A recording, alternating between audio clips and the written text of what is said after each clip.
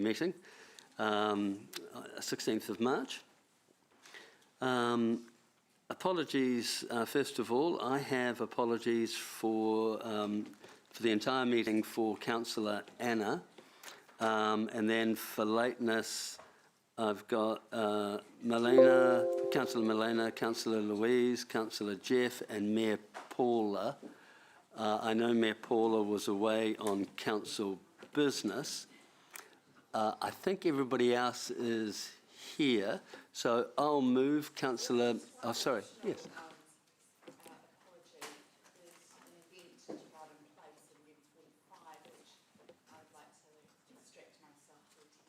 Okay, sure. Thanks for putting that. As long as there's a quorum. Yeah, exactly. So the magic, stay in the room. The magic number is not 8. so happily, but I'll second. Yep. So magic number is 8. So we just remind ourselves, and unfortunately those on Zoom don't count. No. I think Councillor Sarah is on Zoom. Right. So with that amendment, Councillor Maxine seconds. I move. All those in favour say aye. Those against. The ayes have it. Confirmation of the agenda. It's as listed in the run sheet. Moved by Councillor Mark, seconded by Councillor Ryan. All those in favour? Those against? The ayes have it. Declaration of interest not required. Public forum today? We don't have any. Excellent. Right, so we've moved along rather rapidly, which is great. I will say very quickly that the little gift bags that are on the desks are an incentive for people to physically turn up in the chamber. It's not a bribe to ask you to vote any particular way. I can't guarantee that you will not get fillings if you eat all of the snacks, but please enjoy. So the first item I have is the Chair's report on page 6, in its entirety on page 7. I don't intend to speak to it. I'm assuming everybody's read it. So I'll move. And if, apology, Chair. Yeah, sure. Can I take us back to the terms of reference? You seem to have a Deputy Mayor, Angela O'Leary, and a Councillor, Angela O'Leary, in the members. Two of me? Yes. Well, That good? We always do want to double our most effective members. It's a strategy to get quorum. So if she's Very here, well. we count her twice. Perfect. I'm always deputy today. So no, she is definitely the Deputy Mayor, and she'll remind us if we forget to. Sorry. Very short-lived, who knows? Right. So I've moved my Chair's report, seconded by Mark. It's on the table. Colleagues, I now open it for discussion and for questions first. Questions. I will move, and it's been moved and seconded. I'll put it up for debate. I don't intend to speak to it. Does anybody like to speak to it? Councillor Donovan. As your loyal deputy, I'd just like to wish you all the best with this triennium and going forward. Yeah, it's really appreciate it. It's great to have your business skills and your experience as part of the team. Yeah. Deputy Mayor O'Leary. Thank you, Chair. Look, I just also want to say you're a very patient man, and you've waited a long time in my reign here to that's a terrible word, in my tenure here to get your hands on economic development again, and you come with a wealth of experience. So I'm really looking forward to your leadership and your guidance for this committee, and I know that you'll do a fine job. So thank you. Thank you very much. That's very kind. I don't have anybody on Zoom. Right, so we've moved and seconded. All those in favour say aye. Aye. Those against? The ayes have it. Right. General Manager's report. Blair, welcome. Handing it over to you. Thank you, Chair, and again, welcome members to the new Economic Development Committee for this triennium. In line with the approach I'm taking with the various committees, the General Manager report is really my chance just to share with you some thoughts and often complements the Chair's report in terms of some of the matters that I will raise. That is quite distinct from, through the agenda you'll see there's a strategic update report which covers a wide range of economic development matters. For today's agenda, really picking up the mantle from Chair Ewan is I guess the opportunity for us to outline what the economic agenda and economic program for this committee could look like. And so an attachment 1 to my report is a summary of both the purpose and the outcomes that we are seeking through this work program, a summary of the themed areas of economic development that we will focus on, and also that will help guide and direct the resources that we as an organisation place towards delivering against those outcomes. And I would welcome that we in particular focus on the last page of my slide deck, which outlines a range of different outcomes across different themes that we, in conjunction with the Chair and Deputy Chair, have identified that we think would demonstrate success for this committee. So that's page 16. Correct. Yeah. Before I take questions, I would just like to also introduce a couple of new staff to the Economic Development team. Now, apologies for Mike Bennett, who's currently overseas, although he may be online, he may not. But I would like to just ask 2 staff members just to maybe just stand up, just come forward, and I can just briefly introduce them. They are part of Mike's team. So the first is Arif Khan. Arif is our Business Relationship Advisor.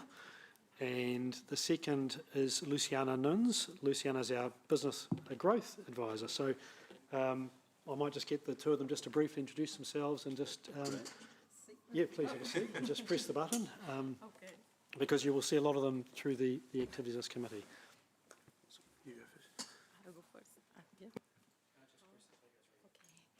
Kia ora. Thank you for having us here. My name is Luciana, as Blair already mentioned. So I'm here as Business Growth Advisor, and my role is to really proactively engage with business and tell the story of Hamilton, the economic development of Hamilton, and why business and investors should come here and invest in the city. Also, we want to attract talent. So that's my role. It's a very interesting role. We've been meeting with business and also starting to build that storytelling of Hamilton, and it's been very exciting so far for me. Thank you for having me here. Thank you. Good morning, everyone. My name is Arif. Thank you, Blair, for the introduction. So my role as a business relationship advisor is to engage with businesses, build meaningful relationships with businesses of all sizes across our key sectors, some of which this year logistics, manufacturing, healthcare, education, tech and innovation, and others as they come up and identify the unique opportunities, challenges they face, and find ways where we can support them as a council and find opportunities to collaborate with them. Thank you. Thank you, Chair. I'm very lucky to have both Luciana and Arif on the team under Mike. So happy to take any questions either on my report, the outcomes in particular, or also any questions of Arif or Luciana. Now, just before I go to questions, I have to acknowledge that a lot of the frame of this work was led by my good colleague, Councillor Ryan, in the last triennium. So don't feel that I've just come along and created this. A lot of the framework was done by your leadership. And so we've just continued that work, and that's helped shape what you see on page 16. So with that, I open up to question, colleagues. You know, well done, Ryan. It's good stuff. So Blair, probably a question to you. With the likes of Aria, Luciana and Arif, they're going to feed. Sorry, I don't recognise that number. Are they? Now you've put me off.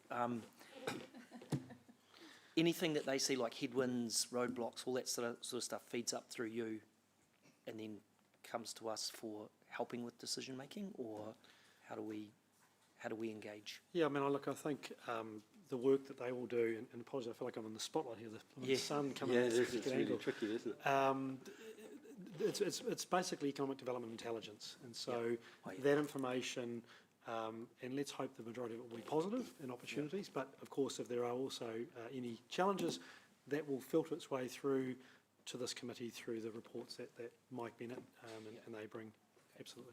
But I think, as Chair has said, building off the work of the last training and the work of those that have come before Reef and Luciana, it's about identifying what is the economy of Hamilton, what makes up our various sectors, how do we understand and get behind those sectors and enable them to be even more successful, how do we bring and grow new businesses to complement those that are already here. But often it's important to not overlook the businesses that are here and successful. Often we look at the new shiny thing, but actually how do we grow what's already here and tell those success stories? Anything you want to add? I think from my end, it's the conversations need to be started with those business owners and the leadership teams. And my role was to go and start those conversations, identify opportunities where we can collaborate, and identify those opportunities where the council can support where it makes sense in a meaningful way, as opposed to taking a broad approach. One company might need a specific approach in support, and unless we start those conversations with those businesses one-on-one, we'll never identify them. And also, like Blair identified, opportunities. Hopefully there's more opportunities that they have for growth as opposed to challenges and roadblocks. So, Yeah.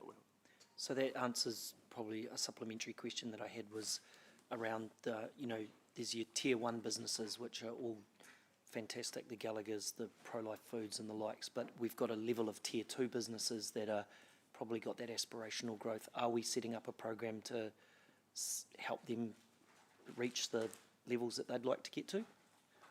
From my sort of approach is to not, obviously there is the tiering, as you said, but it's to focus on all sizes. It's not to just focus on companies that are of a certain size or a certain revenue. It's every business out there, and sort of focus. Right now, it's just myself. I have to manage my time well, and as we expand the sort of list of businesses we're engaging with and developing relationships, not just to chat with them once, but to sort of have ongoing conversations and discuss that with them. The focus is on all sizes, not just the big ones. Cool. And just to add to Arif, from my perspective, is to get what their story of growth, or as I said, any size of business, and really showcase creativity, so we can really put that story out there to the world, nationally, and to the world. And as Hamilton has a steady, I think, a more business ecosystem as well. So it's been, I think it's great to start showcasing those stories from small to tiers, higher tiers business as well. I think the key here, elected member colleagues, is that Hamilton has a diverse range of sectors in the economy, and we may be perceived a certain way, but I guess part of the opportunity here is to make sure people understand our economy has a number of very important sectors, and that's very much part of this work. I'd also just note that if I come back to page 16 of the report, the outcomes that we've covered there are very broad because the scope of this committee covers a wide range of matters. It is everything from pure economic development through to property initiatives, through to our commercial facilities, both H3 and the other visitor destinations. So there's a very broad focus of this committee, but ultimately it's about creating and growing the economy, the GDP of the city and the area around the city. Thank you, Councillor Mark. I acknowledge you, Councillor Andrew, but I'd like to give preference to those on Zoom. So, Councillor Sarah, you've got a question. Thank you, Chair. Blair, my question was just in terms of that slide with the targeted outcomes.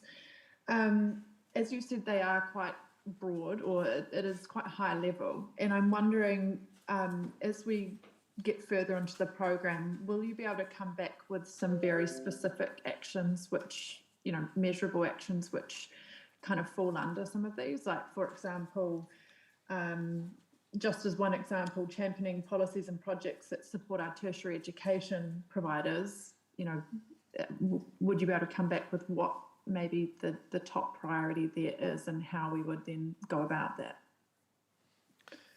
Yes, we can. I think the first thing, Councillor Sarah, was to put these on the table and for a discussion, and to test to see whether they resonated and they matched I guess the feeling that the chair and the deputy chair and us as staff had. But we recognise that you may want some specificity in terms of defined actions against those. Yeah, no, that would be excellent to have that. And in terms of the, I guess, manufacturing, I saw that there's a plan that's come out from government around advanced manufacturing and supporting that. Are we across that, and are we looking at what opportunities we might be able to support or propose for here in Hamilton? Look, I'm not aware of that particular report, Councillor Sarah, but Mike may be across that one, but if you could happily share that with us. I will. Sorry, Councillor Sarah, Mike, are you online by any chance? No, so I'm sure Mike would be across it, but he's currently on leave, but he was going to join us. So, but I think anything like that, Councillor Sarah, anything that comes across your desk that's of interest, that you please share it our way, and we can certainly look into it. Okay. Any other questions, Councillor Sarah? No, I had just a comment really, but I suppose I'll save that debate. That would be great. Excellent, thank you. So I've got Councillor Andrew and Councillor Maxine. So Councillor Andrew. Thank you, Chair Ewan. General Manager Blair, for the newbies on council, could you explain how the CCOs are council controlled? What is, who's in charge? How does that work? Sorry, I'm not sure. Can you maybe just expand your question, Councillor Bitter? Right. So we've got these council-controlled organisations. I don't know what the structure of the council control part of it is, and that would be useful to know going into the next part. Okay, I'm just wondering, Tracy, do you want to maybe, because there could be a technical element to this, and there could be a governance oversight. Information. I've got a little thing that I'll hunt out and find for you about what our portion of ownership, because they're all quite different. I see, yeah. Yeah, they're not all, because it's percentages with other councils or percentages with other business partners and things like that. So I do have it, and I will find it for you and I'll send it to you. Thank you. If I was to summarise, Councillor, councils by virtue of the activity sometimes end up with shares or ownership of other entities, either in part or in whole. And if we own an entity, if we own or control greater than 50% of an entity, it will be most likely categorised or will be categorised as a council-controlled organisation. Often that other balance may be owned by other councils, sometimes it's not. So the airport is an example where we own 50% and the balance is owned by other councils. In the case of New Zealand Food, we own 70%, the other 30% is owned by the government. So that's council-controlled organisation. There may be other entities where we have an ownership stake and the balance is owned by non-councils, and that would just be referred to as a council organisation. I know it gets quite technical, but effectively anything that we have an ownership stake or a control stake will come to this committee for you to have some oversight in terms of the financials, in terms of our ability to send some expectations to the board, and then for the board or the executive to report back periodically in terms of their performance. So that is the role of this committee. We, as a general rule, as an organisation, we don't have many shareholdings. Some other councils have extensive shareholdings, we don't, and that's just virtue of a range of our history. Our biggest single shareholding is in the airport, and General Manager Sean will cover that in the next item.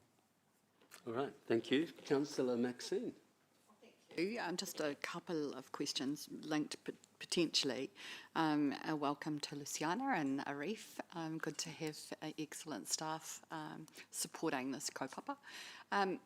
You talked a lot about being able to support businesses within Hamilton. What kind of connection do you have with those that sit outside of our boundary that we might be wanting to encourage to come into the city and set up? From a relationship perspective, I think it's important to see Hamilton not as ending, as the businesses they don't end at the border. So we are looking wide into the metro area and in other cities as well. We haven't, since my time here in the month and a half, I haven't done a lot of outreach to those other companies, but that is definitely on the cards and part of the strategy for myself later on this year to sort of expand that and build relationships outside so we can identify opportunities where companies that might be in Auckland, Wellington, who might be looking to expand, how do we sort of get Hamilton on their radar and sort of help them with their decision making on that. I wonder, Councillor, our reports later in the agenda do identify the key sectors in Hamilton. Yes. So it would be fair to say that the focus for us will be primarily around the key sectors, but not to be closed to other opportunities. But we have now sort of 7 major sectors that are identified. They're very broad. I think what I would also say is there are certain types of industries which probably don't fit well within the city, and we would, if we learn to those opportunities, we would want to encourage them to be in this area, but possibly not in the city. And an example would be wet industry, for example, challenges our Three Waters network.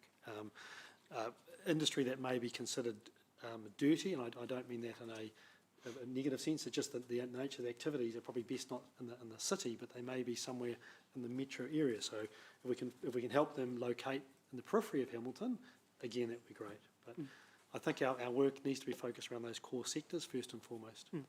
And on that, you talk about health and education as being 2 areas that are now of more interest. Both of those potentially where there is government investment. Yes. And your advocacy portion doesn't really talk about advocacy with government and in the government sector. How do you resolve that? Look, I think it is about first of all, us understanding the extent of those sectors, and then determining how we will have those conversations with the likes of the government on that industry or those sectors within Hamilton. So you're absolutely right. We haven't traditionally talked about those 2 in the Hamilton context. They are massive employers in their own right, and it goes to conversations such as things such as the future medical school with the University of Waikato as one example. It goes through to working and understanding the education sector's future plans for the city. So there's a range of elements to that. But they are very big employers, and a very big reason why Hamilton is a great place for people to live, work and play, because actually you come here for a job, but there's good schooling options, there's great health support close by. It's part of our story. So, Thank you. Thanks, Chair. You're very welcome. Councillor Muku. Tēnā korua, Sienna, Reef. Hey, Blair, just on page 16, I note in your advocacy and strategic support attachment there, bullet point down number 4 and I think it's 5 and 6, to support Māori economic development work led by Waikato Tainui and Te Waka. yes. To work with Te Waka to expand their reach and influence on behalf of the region, and I do want to note that Te Waka does some pretty awesome work. Last year in our induction, we got a very good overview of the significant contribution that the Māori economy gives to not just our region's GDP, but to the nations. And so I just want to encourage you to go outside of Waikato Tainui and Te Waka. Over COVID, a number of entrepreneurs within our city have been very active, not just nationally but globally, and I would like to see us perhaps look at a symposium of some sort that brings them all together to actually socialise some of the thinking that many of these entrepreneurs in our city have, and they're based in our city. And I'll give you 2 good examples. Hine Collective is a multi-million-dollar business. It's a clothing enterprise by Nicola Tikiri. Basically started it up in her garage over the COVID period. Now it's international. And then you also have in our city, that was Media Flavel for Hine. Nicola Tikiri also designed the Women's World Cup awards. And so that's the calibre of people that we have in our backyard. And so I think would benefit quite greatly from some of the thinking that they have. And I think, we're probably entering into a time when we could do with some of their views around how they might support the stimulation of our city. Kia ora. Kia ora, thank you for those comments, and I'm sure that Arif and Luciana have taken that on board, but you're absolutely right. The Māori economy is a growing economy. It's been largely under the radar, and the work that we can do alongside those partners identified and others, we would love to focus on that. So, yep, thank you for the comments. Councillor, I'm only smiling because I'm thinking if going forward, if you could say, did you know, or would you support, that would enable it to be counted as a question rather than a debate. But I let it flow. But going forward, during questions, it's always helpful if you add, did you know, because then that at least constitutes a question. Thank you. And I think through the chair, I acknowledge that this topic was canvassed at the Hui with Waikato Taunui yesterday, and certainly the opportunities around Haupama Ora and how we can consider and think about that in a greater context is the reason why we have included it in the outcome. So again, thank you for noting that. Right. Mayor Paula, welcome. Thank you. Good morning, everyone. Just in respect to, and sorry for coming in on the tail end of the conversation, just picking up on some of the work that you're doing, which I think is really excellent. I like the chart on page, can't see because of the sun, 16. 16.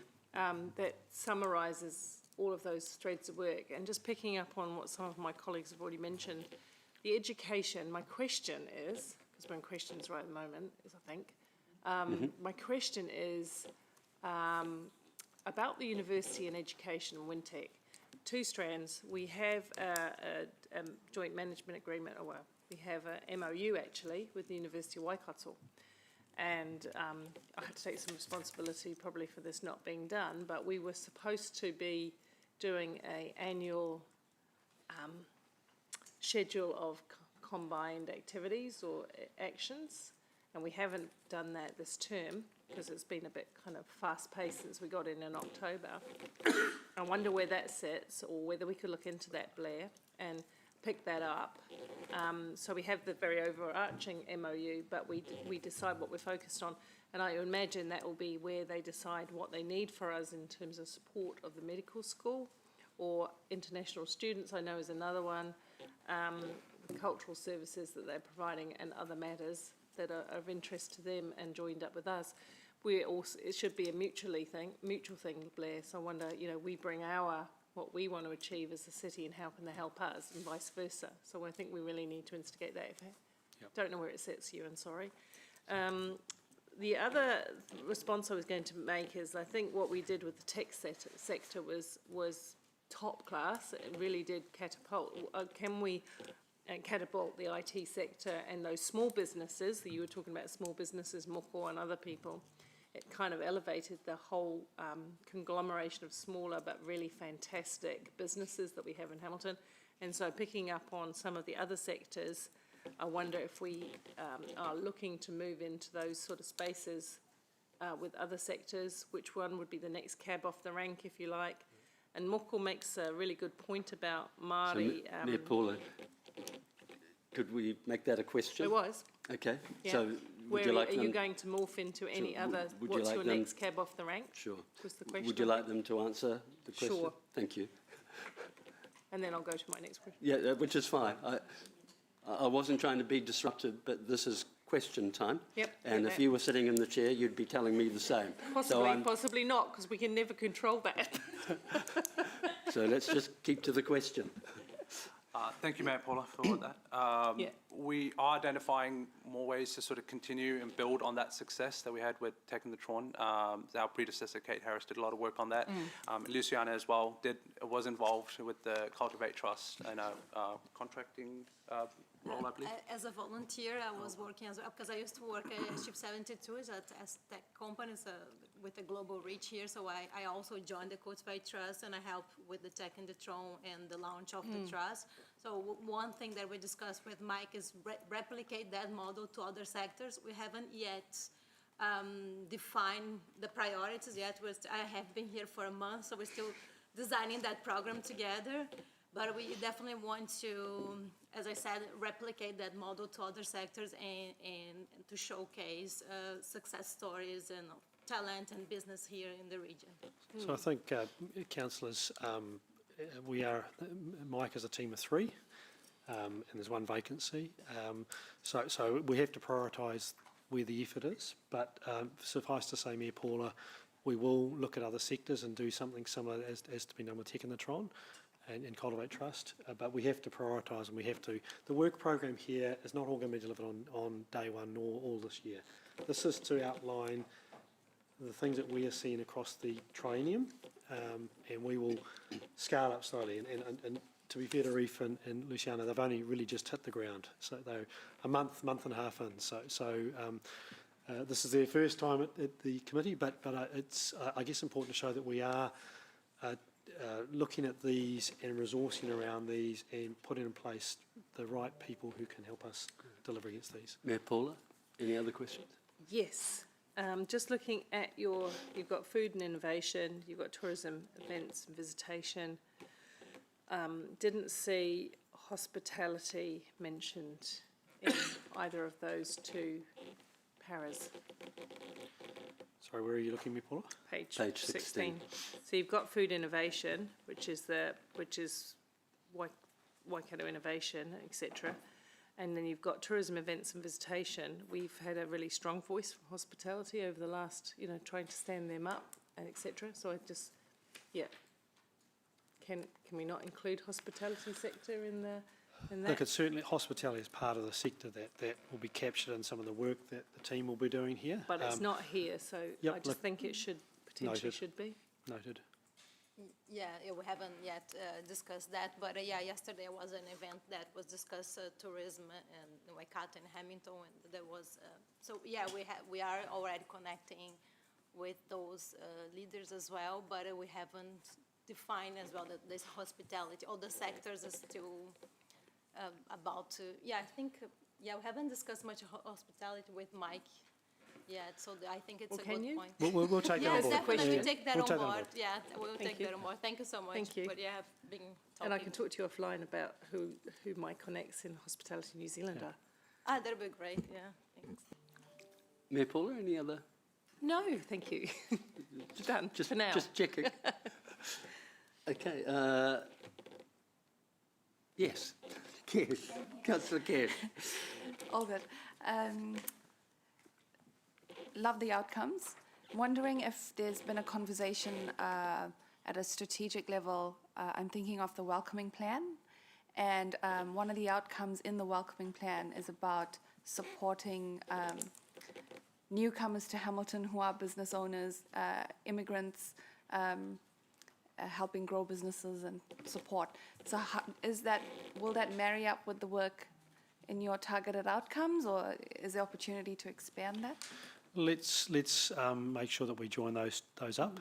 I can't give you the specific answer, but it absolutely seems to me that it's logical that the welcoming plan is linked to these here. So yeah. And then if we did that, can I then ask, would your role be to link up with those businesses, listen to their challenges that they're facing locally and advocate for them? As a relationship advisor, that would be squarely within my role to engage and sort of listen to them, sort of find out the challenges they're facing, and then sort of report on that. Definitely. Perfect. So things like, you don't have to answer this now, but we can take this offline. In regards to ram raids and people feeling insecure in their businesses, will that come under this? I think we need to look at maybe information that will be captured. We need to be careful that's less economic development. That's probably advocacy around safety. But look, if those informational themes come through in the course of the engagement, then we will feed it to the appropriate part. But I think we've got to be careful that our focus here is economic development. I understand that security and crime and those things, if you don't feel safe, then economically it will be an impact. So it's just how we get that to the right part of our organisation. And I'm thinking about those businesses now closing and how that would impact on our city economically. But we can take that offline. Yep. All right, colleagues, I'm looking at the General Manager's, so there was no other questions. I'm looking at the General Manager's report and the staff recommendation. Now,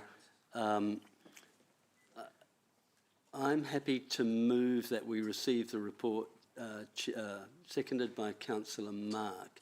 I wonder if we would also add a little notation that, to Mayor Paula's point, that we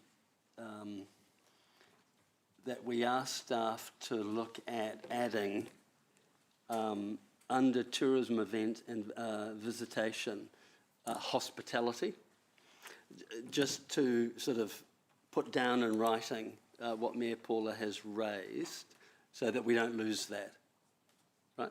Because it aligns, when you look at the categories, it aligns best with that. That's fine. So that's the motion on the table. Before we sort of start with any debate, this is the time, colleagues, that if you have amendments or other thoughts of other things that you feel we haven't captured, please feel free if you want to move any other changes, because this is setting the direction that this ship's going to sail for the next 3 years, and we don't have all of the solutions. This is a starting point. So please don't hesitate if you feel that we need to change a little bit, because this is your opportunity. I'm not hearing that other than what Mayor Paula has raised, and we've incorporated it. So the motion's on the table that we receive the report, that we add hospitality under tourism events and visitation, seconded by Councillor Mark. I'll put that for debate. As the mover, I'll be very quick. In fact, no, actually, I will not debate. Does anybody? Councillor Hamilton. Yeah, look, I just want to ARFI the work that you're doing, and particularly those targeted outcomes. I think certainly Mike has been an incredible asset to the team, and really starting to hit his straps now and build some good people around him. And just excited to see this committee start to get some momentum and some legs. I know it's going to be a great committee, and you'll be a force as its chair, and Deputy Mark Donovan with bundles of enthusiasm. So I'm just really excited, and I think those targeted outcomes certainly give you a broad scope, and really excited to see the next 3 years manifest through these narratives. Councillor Mark. Thank you, Chair, and thanks for your kind words, Councillor Ryan. Look, the outcomes look really good. We know we've got challenging times ahead. You know, it was just driving to work this morning, listening to the news that GDP is dropping, and you know we need to do something about it. And what I see here is a framework to help carry on the good work that's already been set up prior to Councillor Ewan taking over from what Ryan's committee did previously. But I know Ewan, you were a big part of that previously as well. So yeah, as I say, challenging times ahead. You know, there are multiple solutions we can use to help drive that GDP back up, and I'm a big fan of private investment. I think that goes a long way to help building a good economy whenever we're making things in Hamilton and sending them around the country or overseas, and that's got to be good for us, you know, because it drives that economic activity. And what I'll just finish off with, and elaborating on something that Ewan said, is I heard a very good quote earlier today where it said that a ship that sails backwards never sees the sun. So I'd just like to leave that with you all to ponder, because if we don't watch where we're going, we probably won't end up where we want to be. Thank you. Mayor Paula. Thank you. Thank you very much for the work in condensing this framework to really easy to read targets. I think that's excellent. So thanks to you and Ewan and staff for the work behind this. Just speaking, of course, in favour of three things actually. Education, I fully support looking more deeply into what education offers across the entire life cycle of education, from preschool through to second chance learning or adult education as well. I think there's a lot going on, and we do seem to punch above our weight in terms of that. Speaking in support of Moko's comment around Māori tourism, there has been a Māori tourism summit, forum, conference most years. I've been a couple of times, got disrupted by COVID, but it's very well fleshed, and I think it's worth maybe getting them to share with us, the iwi to share with us what the Māori economic development plan looks like and aspirations look like. And then speaking, of course, for hospitality, not only do we have some of the best hospitality offers, we owe it to our hospitality sector to help them, being one of the most struggling post-COVID sectors. So we mustn't just consider they come under the umbrella of tourism, because they don't. They're also a standalone sector in their own right. And so I really welcome connecting ourselves with Hospitality New Zealand and other big players in terms of getting alongside their strategy to deliver high quality hospitality, especially when we're such an amazing event city. You know, we've got FIFA, we had Cricket World Cup, list goes on. So we've got to have that complementary offer. Thank you. I'm out of time. Thank you. Fully support us wanting to build relationships with local businesses and play in that advocacy space and play a stronger role in that space, listening to their challenges and opportunities. And I do see quite a close link with visitor destinations. So as chair of community, I'm totally open to how we can work better in collaboration. Quick example, last night LinkedIn Local was held at Hamilton Gardens, and I would have seen someone from most sectors of the city at one event in one of our venues. So how do we leverage that sort of offering to the wider public and building those relationships that we just talked about? Really excited to see education and healthcare come in as one of the sectors now that would be focused on. In particular, healthcare. Hamilton has been a leader, but not many people know about that. We were the first in New Zealand to have vaccinating outside of GP clinics, but that's a story that's never been shared.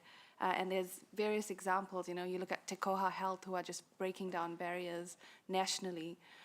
So very excited to see that come into this, your outcomes as well. Thank you. Councillor Moko. Absolutely encouraged by your report, Blair, and in particular the targeted outcomes that we have on the path ahead of us. And I'm also encouraged. I reiterate around the advocacy and the strategic support that you're looking to seek from Waikato Tainui and from Te Waka. And I reiterate again, I know that you already have this in the background, and I'm sure your new team members have this in the background in terms of bringing some of our smaller businesses, particularly our Māori businesses, into the game, if you like. And so I'm looking forward to what that looks like and where you need us to advocate in that space across some of those forums. I'm conscious that speaking to some of those audiences is not the same as necessarily speaking to mainstream audiences. So thank you, Blair. I really loved reading the report, and it's awesome. Thank you. Any other comments? As chair, the way I like to chair is I will always go last. I prefer to listen to everybody else than try to set a direction. I have to say that I'm really excited by Blair's team's strategy and framework. It has had many authors and many influences, including Councillor Ryan and Mayor Paula. I mean, the first role I had when appointed chair was to sit down with Mayor Paula, and Mayor Paula told me very clearly what her expectations are. And then we worked with staff to try to build the targeted areas. So this is where the ship's sailing to. And it's quite exciting. But I'm also mindful that we've now set a very clear agenda, and we will be measured. We will be measured by our outcomes. And so I expect to be measured by you all to keep us on track. And I invite you to challenge us, and I invite you to express if you feel that the destination isn't quite what you think it should be. And so it will be through iterations and discussions over the next 3 years that we hopefully will get this right. I want to say that I'm really excited by some of the staff we have, well, by the staff we have working. Arif and Luciana are capable, and Mike, who's not here today, he's on leave, I think is a real shining star. So I'm comforted by their skill base led by Blair. I'm looking forward to continuing to engage with our businesses to ensure that not only do we focus on enabling growth in the form of attracting new business, but we also focus on organic growth. Businesses that are already here, how can we help them perform more? So that's starting this Saturday when we're inviting a number of businesses to come along to the rugby, and our team will be engaging with them. So with that said, the motion is on the table. All those in favour, do you want us to use them? I'm happy, I prefer, yeah. All those in favour say aye. Aye. Those against? The ayes have it. Right, so we are now moving to the next exciting phase of the agenda. I know Vanessa has been waiting very patiently there. So this is the first of the external agencies who will do their presentation.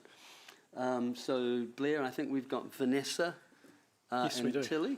Yes, we do. Please, I'll hand it over to you, Blair, to We've do also any got other Mike introductions. Neal is also joining the presentation. So, elected members, this is we're actually rather than having separate reports, having one overall report, but covering the different external organisations or CCOs. In future, if there are any presentations, they will be attached to the agenda when the agenda comes out. So, Vanessa and Mike will give a quick introduction with Tilly, and then we'll take questions, and we'll do the same for the other organisations as we work through this agenda item. So, thank you. Morena councillors, for those of you who I haven't met, I'm Tilly Murcott, the Central City Program Manager, and it's a pleasure to have Vanessa Williams, General Manager of the Hamilton Central Business Association, and Mike Neal. He is a Managing Director at NIA Harcourts and a member of the HCBA Executive Board. HCBA is a key partner when it comes to delivering our vision of shaping a central city where people love to be. And the purpose of this report is to cover an update across the period of July to December 2022. And today we're also looking to seek approval for HCBA's annual Central City Activation Fund plan and budget for the upcoming year of 1st of July 2023 to 30th of June 2024. And I'll now pass it over to Vanessa. Good morning, councillors. I won't spend a lot of time saying anything, pretty much covered it in the report, but thank you for having us along today, and we welcome any questions. Thank you. So this process, we've changed it a little bit for this triennium, where we try to provide all of the information in advance for you to read and digest. And so rather than having long presentations, we really wanted focus on questions for you to ask of the authors of these reports. So as governors, it's assumed we've read, and now we get to ask the questions. So I open it to the floor. I've got Senior Councillor Ryan. Okay to ask any questions regarding HCBA of the three attachments? Or? Yes. Thank you. Thanks. Good morning, Vanessa and Mike. Just a question, re the activation plan. Obviously, we've got FIFA, which is the big exciting project coming, and I do recognise you've attributed some of that to that.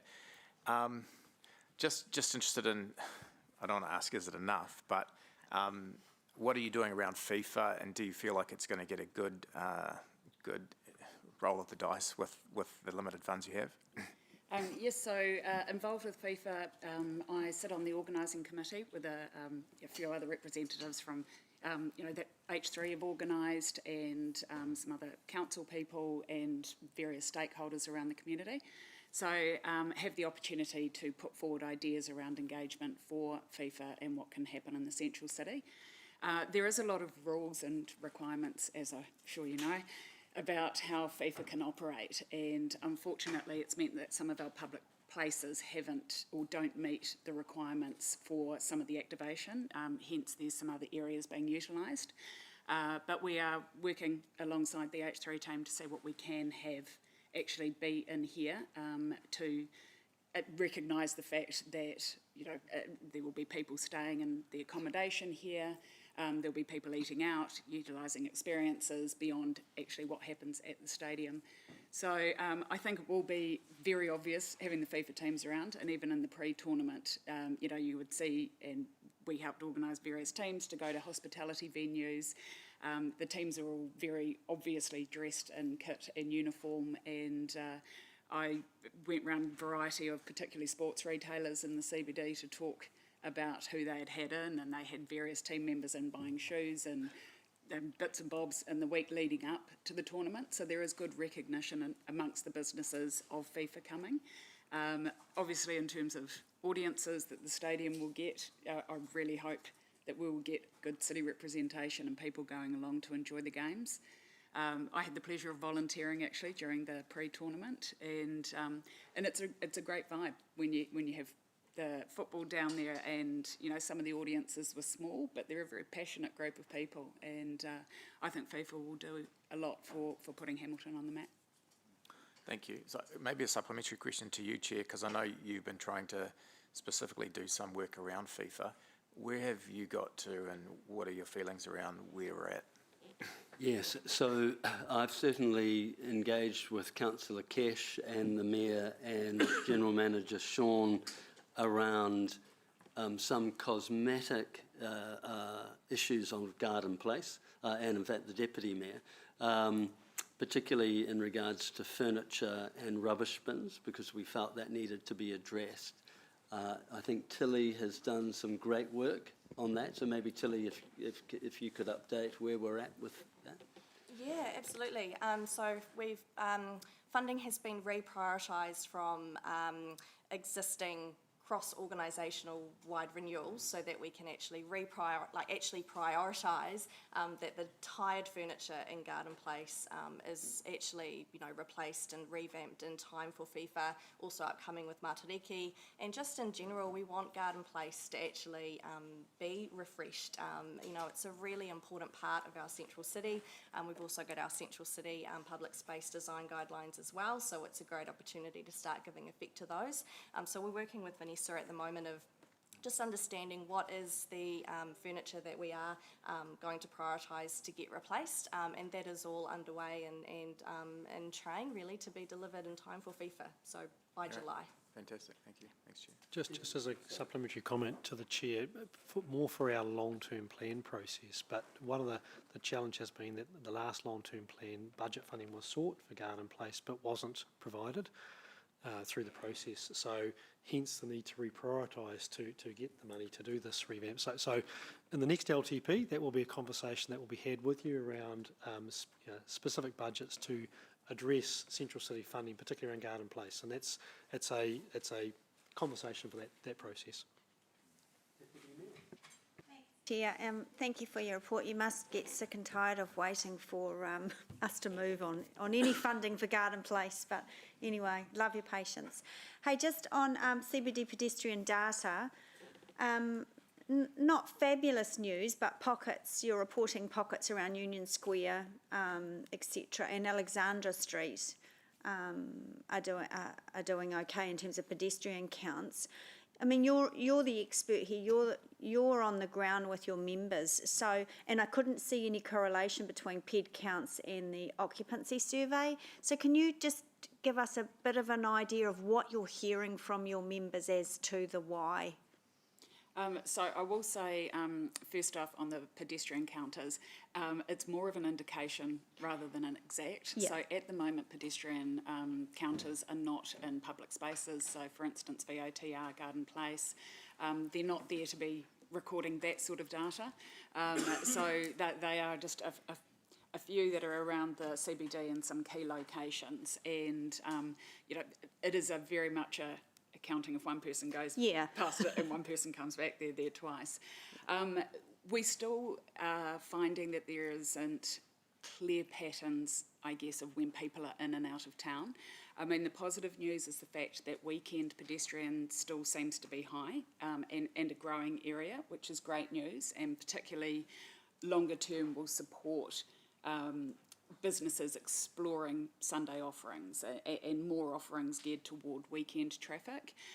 During the week, it is still a little bit hit or miss in terms of what business workers are doing, and that is a result of flexibility of work conditions. And some people choosing to work from home at various times and making decisions on the spur of the moment or based on the weather or if something is or isn't happening in town. So we haven't really got clear patterns of everybody's in definitely in every office on a Monday type thing. So that's why that's still a little bit of an unknown. In saying that, Mike and I held recently a development tour in the north end of town, and we went through a beautiful building. In fact, it was Blue Wallace, I think. Very, very beautiful development that they've done there. And the reason is they want all of their staff in their office every day, and they want to create an office environment that will ensure their staff are in every day and happy to be in, and there's leisure places and there's great places to sit, there's great working environment. And it was really heartening to hear that rhetoric around really wanting to encourage their people back in. And there's probably a few more businesses that could be taking advantage of flexible working environments, but also actually encouraging beyond perhaps some of them that are still doing a 2-day week to being a 4-day and one at home. So yeah, I think as the quality of the office stock particularly improves, you're going to see people want to be back in the office again. Yeah. And Blue Wallace, you went in and you go, why would I ever go home? Actually, it was good. But you look at the quality of stock that some of the tenants that are moving into next Union Square building at, they know that environment will be so cool, so vibrant. We've got Company X moving in who at the moment have a lot of people working from home. They know as soon as this happens that the vast majority are going to want to be in more regularly. So we've gone from sort of 10 years ago having sort of 15% of our office stock as A and B grade to we're now approaching 35%. So there's been a massive improvement in the quality, and that will only continue. Sorry, on Tilly. On Vanessa's point around the cameras, so I'm working with the Transport Data Analytics team as well around the pedestrian counters that we've got around the central city when they are due to be renewed. Where is the best place to actually That was a put follow-up those question, cameras? so well done, Tilly. Yeah. So where are the best place to actually put those cameras, especially, as we have different parts of the city that we want to, look at how we can activate that further.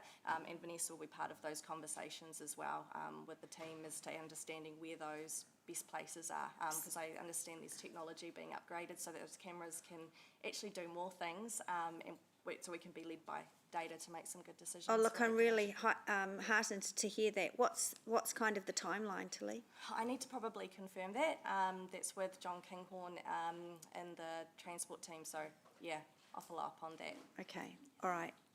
Excellent. Thanks, Chair. So I know I've got a list of people wanting to ask further questions. Just a bit of an update in terms of on page 17, you will see the staff's recommendation for all of the external agencies and CCOs.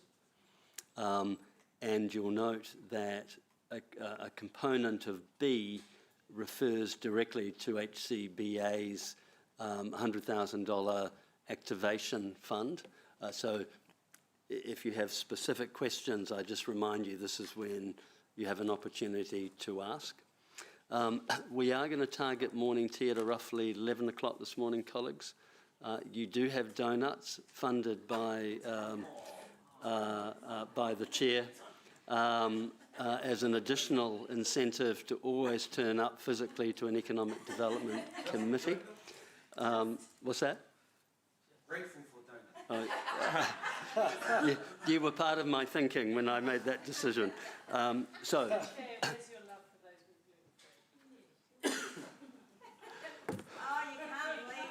Yeah, you can't win, right?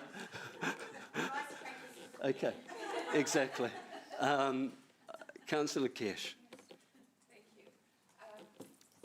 I just had a couple of questions just around the Garden Place comments. Thank you for your advocacy around Garden Place. Blair, you mentioned, the struggle in terms of funding and finding funding for Garden Place. I was just interested to know, where within the organisation, who is responsible for Garden Place, and where or which committee should it sit with, or is that still a conversation to be had? Great question. I mean, Garden Place is actually classed as a road. Yes. So that lies part of the conundrum that it's a road, but it actually acts as a public space, more of a reserve. So therein you actually have multiple parts of the organisation have an interest. I think this committee's focus is on the economic activities, and in particular HCBA, who are a key component of that. In terms of the actual physical ownership of the space, it sits within the committee that Chair Angela are responsible for, because it ultimately classified as a road. I think as an organisation, what we need to do is, in the next LTP, make sure that if Council desires that area to be a vibrant part of our central city story, that there is funding specifically allocated for that, irrespective of which unit it is. Is there a funding pool available? Thankfully for the work of Tilly, she's been able to work with the organisation to reprioritise budgets, but that doesn't come without consequences. You are taking money from other renewals programs to do this. We want to be in a situation where that's not the case in the future. Okay. So can we flag that for a conversation pre-LTP around which unit it does sit with, and have that conversation? I think at the end of the day, it's always going to sit across multiple parts of the organisation. It's how we as an organisation together work to deliver the aspirations of the Central City Transformation Plan, of which Garden Place is a key part of that. So, yes, we can flag it and make a note. Yeah. that it's definitely LTP. something. Yeah. Thank you. Councillor. One question each for Mike and Vanessa. Mike, what one thing can the council do with no cost associated with it to get businesses down from Auckland to Hamilton? That's a very good question. And we actually talked to Mike Bennett a couple of weeks ago about this. It's really, from my perspective, would be to have a compelling document or presentation that you can actually take to just about what we offer as an economy, but also the whole live-work thing, where it's actually a coordinated document. We talked to a lot of organisations, and it's not just about, right, what have you got as a premises, but what are our staff going to get? But having one comprehensive document, I know they're working on it progressively, but having something that we could use as a presentation would be, it's something everybody could use. Very good. It will have a cost though. General Manager, do you want to make a comment on that?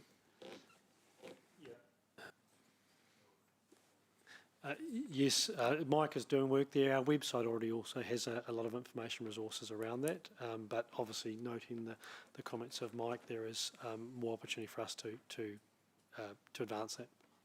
Can you emphasise the flooding in Auckland?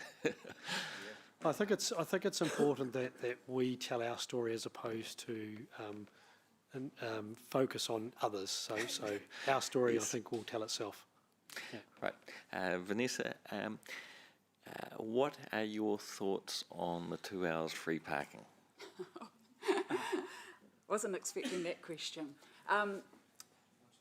Yeah, take a seat. No. I'm in favour of it. I think we need it at the moment. We have talked about hospitality, or I heard hospitality mentioned earlier as a sector that's struggling. It has to be recognised that retail is a pretty tough gig out there at the moment, and same for some of those other front-facing, customer service type businesses. So I'm talking here health and beauty, gyms, that sort of thing. 2 hours free parking allows us to have a level of it removes a barrier, I guess, to people coming in for that quick visit. And frankly, at the moment, we do have a bit of a mixed bag with parking and paying for it and how it happens, and parking meters and technology and that sort of thing. Actually, the 2 hours free parking is just a very simple proposition that we have as a lever that gives us a bit of a level playing field in terms of do we go into town or do we go to neighbourhood shopping centres or that sort of thing. I think it is, and I could be slightly misquoting some former data, but it used to be the average person stayed for about 82 minutes in the central city, and I think that 120 minutes covers the average person's stay. It gives flexibility to be going in and out of multiple businesses within that time. Longer than 2 hours, absolutely. Charged car parking buildings, whatever, because parking stock does need to move on, and if you have longer than 2 hours, we know that you get worker abuse of the situation, or people aren't spending money while they're parked for 4 hours, for instance. So I think 2 is a good compromise, and at the moment, we've got 3 years of pretty tough battle that they've all had. I think it would that it needs to remain. Thank you. At this time.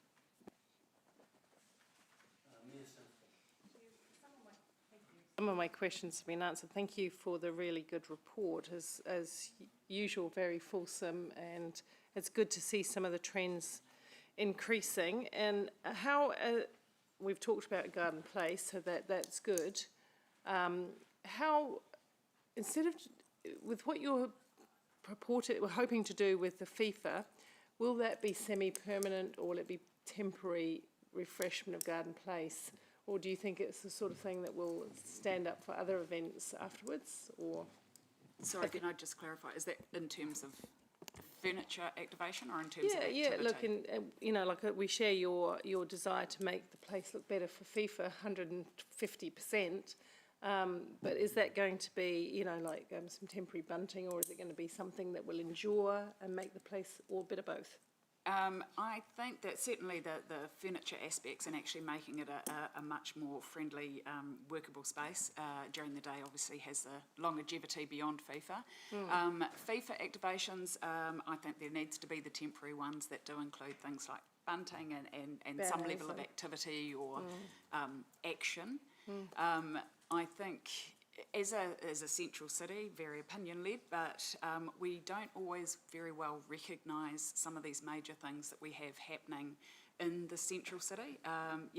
We have these enormous events coming in, but actually I think you can often be a punter walking down the road and not know that the Cricket World Cup is on, or that, that FIFA is on, or, any food conference, a water conference, things that are bringing large amounts of people. It would be great to have some recognition that could be changed. What that looks like, how that happens, I don't know. We're exploring a few options at the moment. I don't want to say it will be as simple as saying, welcome to FIFA or welcome to water conference attendees, but it is something that actually recognises when we have, large amounts of people at our facilities. I think there needs to be a mechanism that recognises that in the central city, because there's nothing nicer than people coming in and feeling like they're being acknowledged in some way, shape or form. Currently we don't have that very well covered in the central city, but I'm not sure 100% of the answer of how that could look. Okay, no, that's fine. A question to staff, if I may. I've just got two more short questions, Ewan, if that's okay. One is, do staff feel that we could put together some kits that are enlivening? Just in respect, I saw the Hamilton Gardens Art Festival and the round garden, and with the bunting and the way that the food trucks were, it really looked very inviting. Is there any possibility of creating collateral for Central City events that can be put out and make, have a little bit of something? That's one question. Sean? Yes, through the chair. I think the answer to that is yes, and also that we do. Part of our challenge is actually getting people in the community, in the CBD, and I'm talking about retailers here, actually excited and motivated by it. We put buntings up on all the lampposts. We do stuff everywhere. Vanessa and the team go door to door with collateral material to put in window displays, but struggles to actually get retailers, including hospitality retailers, to actually care and take it. So we do have a bit of an education program. One of the other issues we have is at times Garden Place is actually too small for the sort of crowds that we will generate, and we also struggle with weatherproofing as well while there's some stuff there. So we have some work to do. I sometimes lose my bearings here, but we used to have a big billboard on this building that we're in right now, on the corner where we used to do big welcome banners and posters, but that's now been used by some Boone Street art. So we sort of lost that spot. And perhaps we need to see if we can find another spot somewhere, another billboard to do that. And we know we've got partners who are willing to do it in a digital way as well. Yeah, and we do stuff with things, but yeah. So just to clarify, there can be quite a lot of difficulty getting cut through with retail. I think the recognition has to be, because they're not local, a lot of them. So you've got to recognise that these are chain stores and or they've got head offices in Auckland or head offices in Australia, and they're not mandated to be able to do their own window displays. We can't even get some contact people that are local. We have to send communications through to their Australian head office. So sometimes that locality doesn't always work. And there's not as many perhaps independent retailers as you would expect. There's also covenants for Centreplace, for example, of what they are able to do and not do, which it does often form the case. So even on our main street, there is only a few who have the ability to do that. When you look at hospitality, again, the hospitality, they will do these amazing outfits, but they don't want to hang bunting up.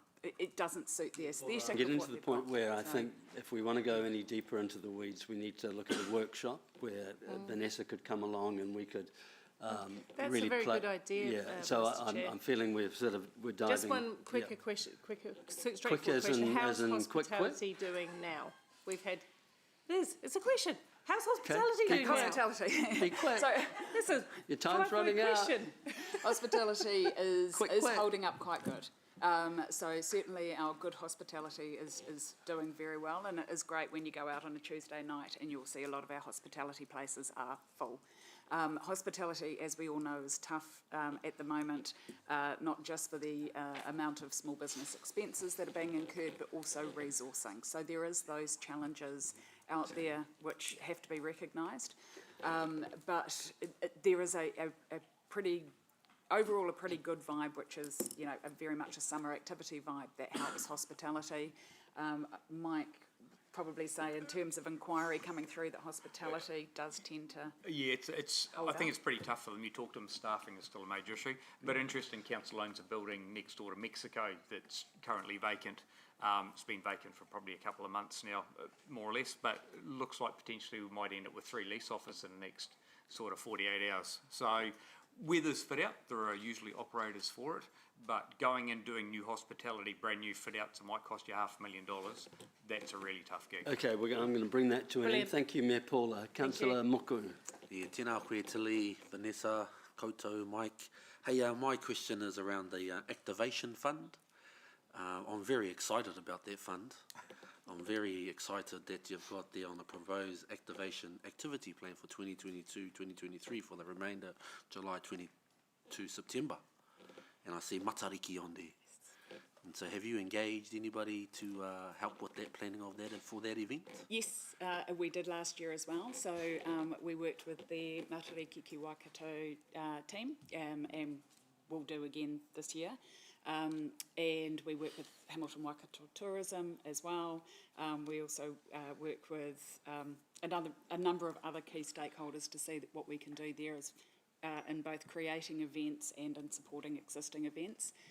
So we do know that there are places around the central city that have events on during Matariki that we like to support and promote, but we would also, we like to have some recognition in there as well as we can, if we can. And this year we're really hoping to create a Rising Stars of Matariki because, as you alluded to earlier, both in retail and in hospitality, we know of some fantastic Māori operators out there that we'd really like to highlight during that time.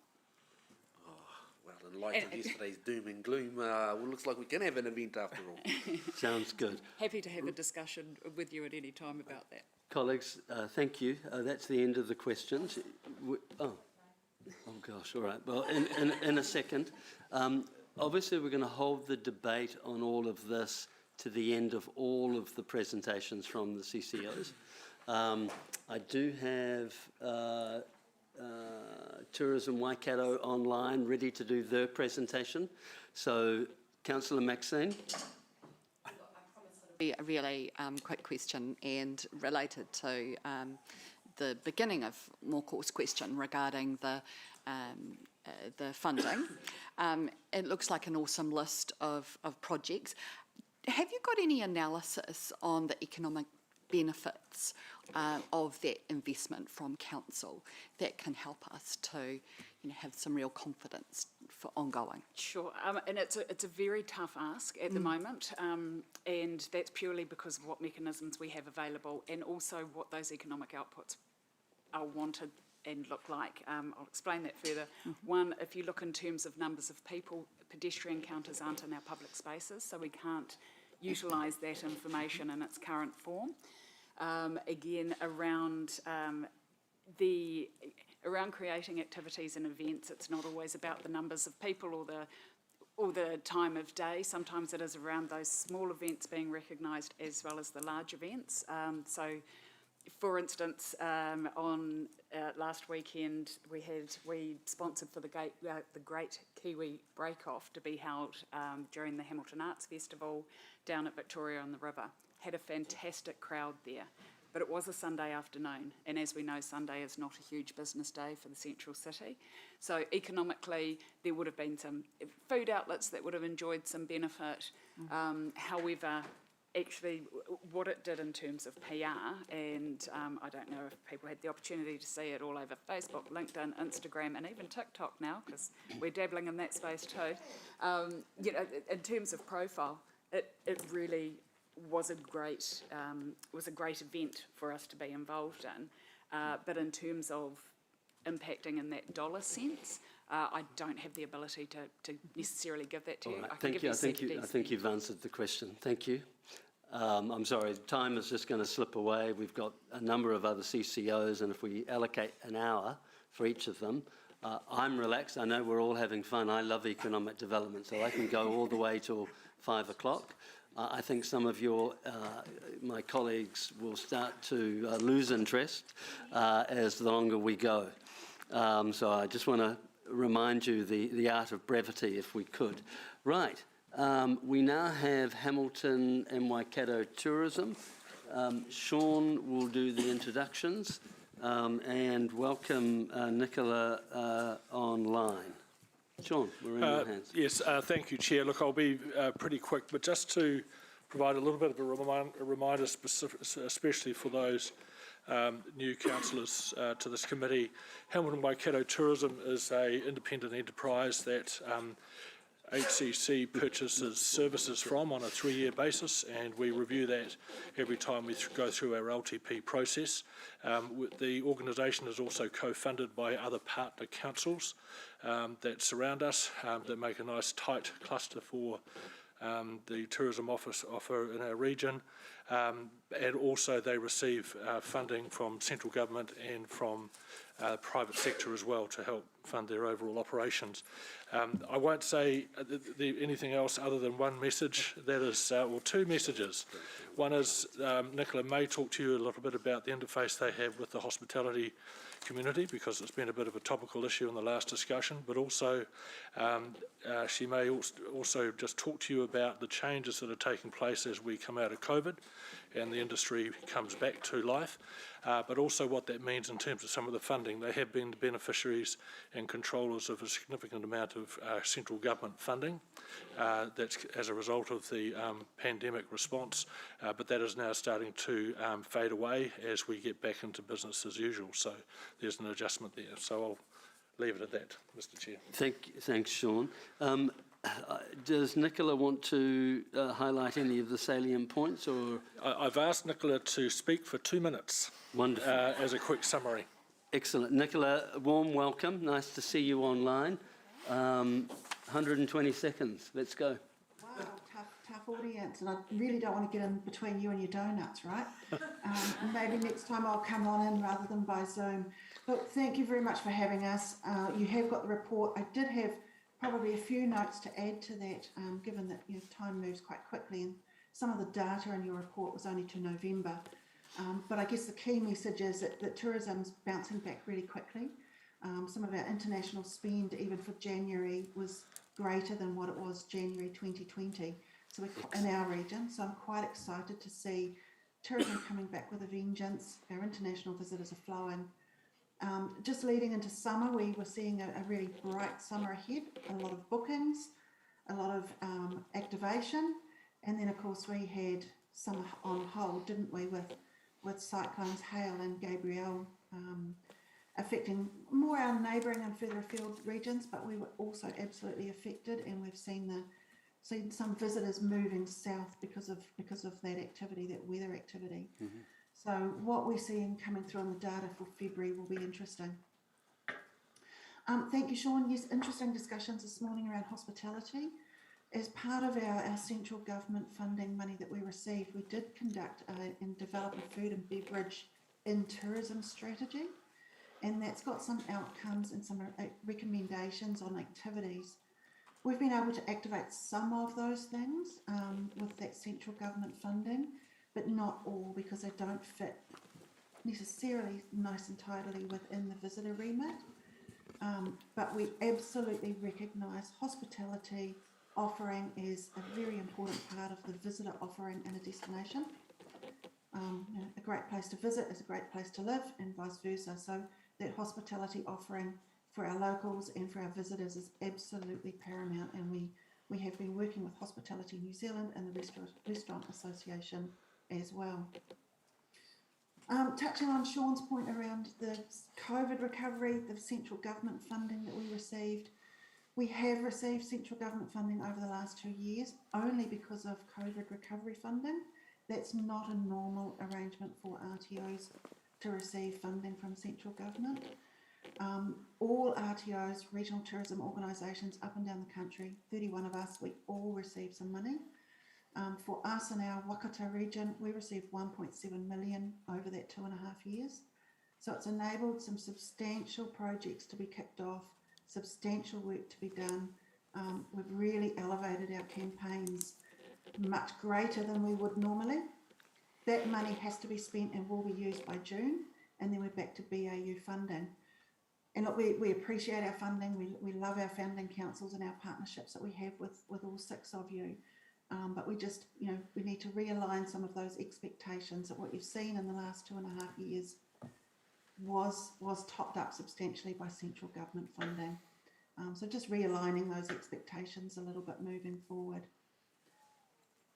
And I think I'll leave it at that. I've got other notes that I was going to top to, but you've got donuts coming in 5 minutes. Thanks, Nicola. I mean, I think what's really exciting here is the questions that colleagues will have. So I now open it up to questions.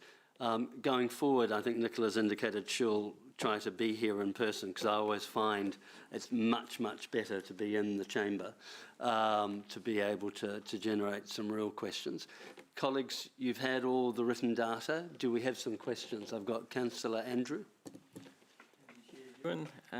So I'm looking at the visitor nights with 60% occupancy in the previous year.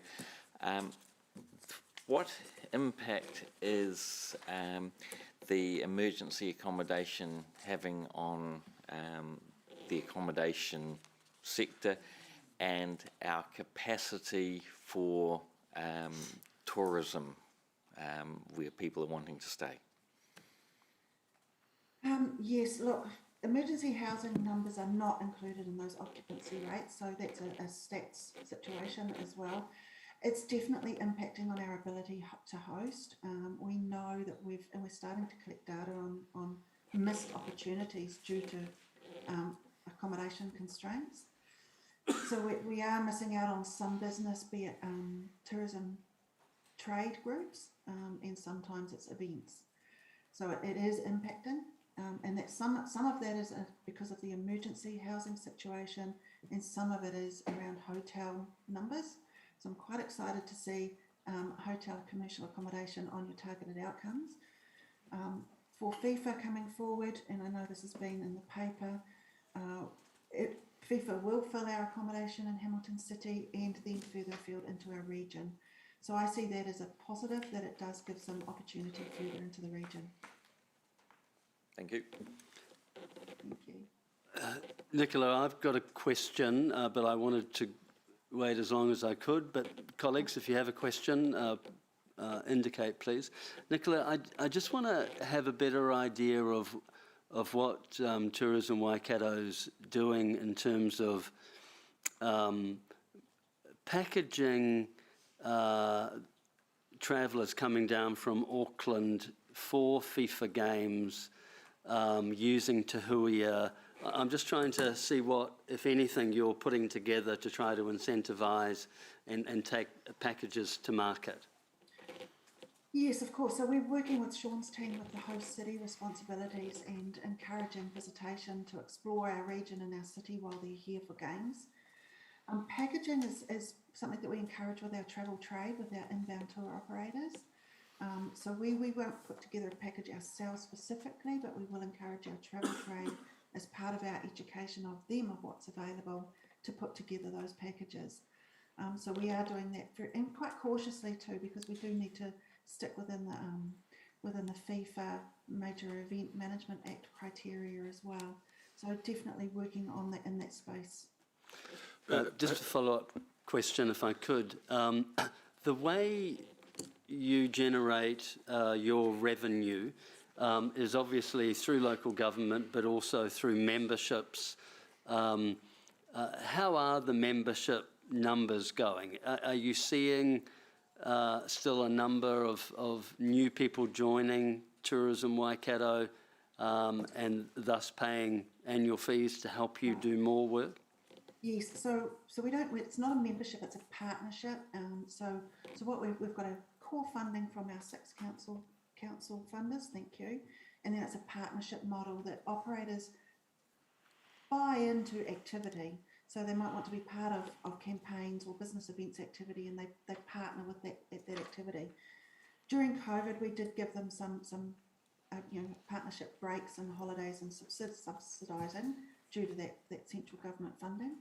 Since we've relaunched that this financial year, we have seen about 90% return to their full normal level of partnership.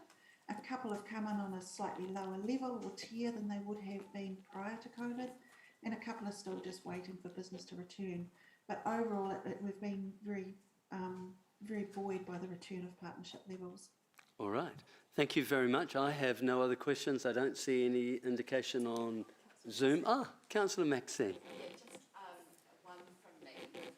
So the government funding, I note that that's been applied right across in a variety of different ways. I wonder if you could give us any idea of whether there's been the opportunity to develop any enduring resources that will go beyond did you say June this year when that funding will end? Yes, that's right. So it was meant to be used, the original deadline was December, just gone. But due to Delta and Omicron coming and giving us another blast, a lot of projects were put on hold. So MB have given all RTOs some extension through to June. So we do have a number of activities that we've developed, ambassador programs. We already had Kirikiri Hamilton's developed, but we've developed the other 4 now. So they'll be ongoing. Our food and beverage strategy and some of those activations and content creation around that piece of work will keep going. We've developed a sustainability program for our operators, capability building. So there's been a number that will continue, yes. Thank you. I just was wanting to know that it wasn't just a concessions and a one-off funding that was not going to be enduring. Kia ora, thank you. About a third of it was spent on campaigns, which of course, was to reactivate visitation, and the other 2/3 was more longer-term activations. Thank you. Thank you very much, Nicola. Just quickly before we go to morning tea, I've had a couple of suggestions from colleagues regarding the debate time at the end of this item. Because there are 5 different reports coming in, I will move to a 5-minute discussion, so a 5-minute debate when we put all of these together at the end. So just to give you comfort that if you have points to make on each of the CCOs, that you have enough time to do that. So with that said, morning tea, it's just gone 11 o'clock. The donuts have been delivered. Let's eat for, say, 10 minutes. Eat, drink, and engage with each other, and we'll be back at, say, 11:10. Thanks, colleagues.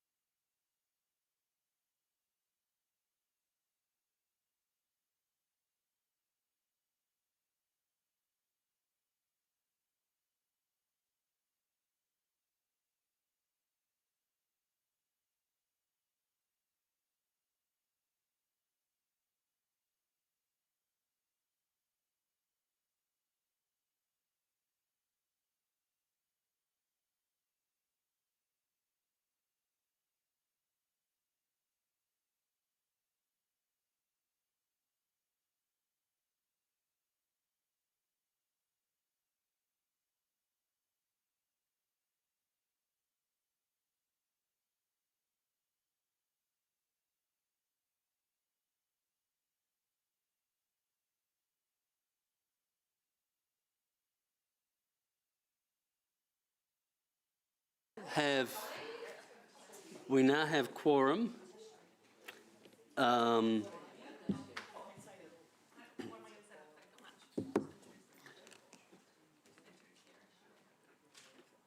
Okay, Councillor Max, we're back. We have with us online the airport company. I guess I'm expecting Scott. Scott, are you there?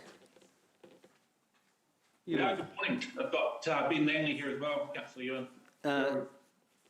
Wonderful. Sorry, was that Ben? Yeah. Welcome, Ben. Sean, did you want to introduce? Yeah.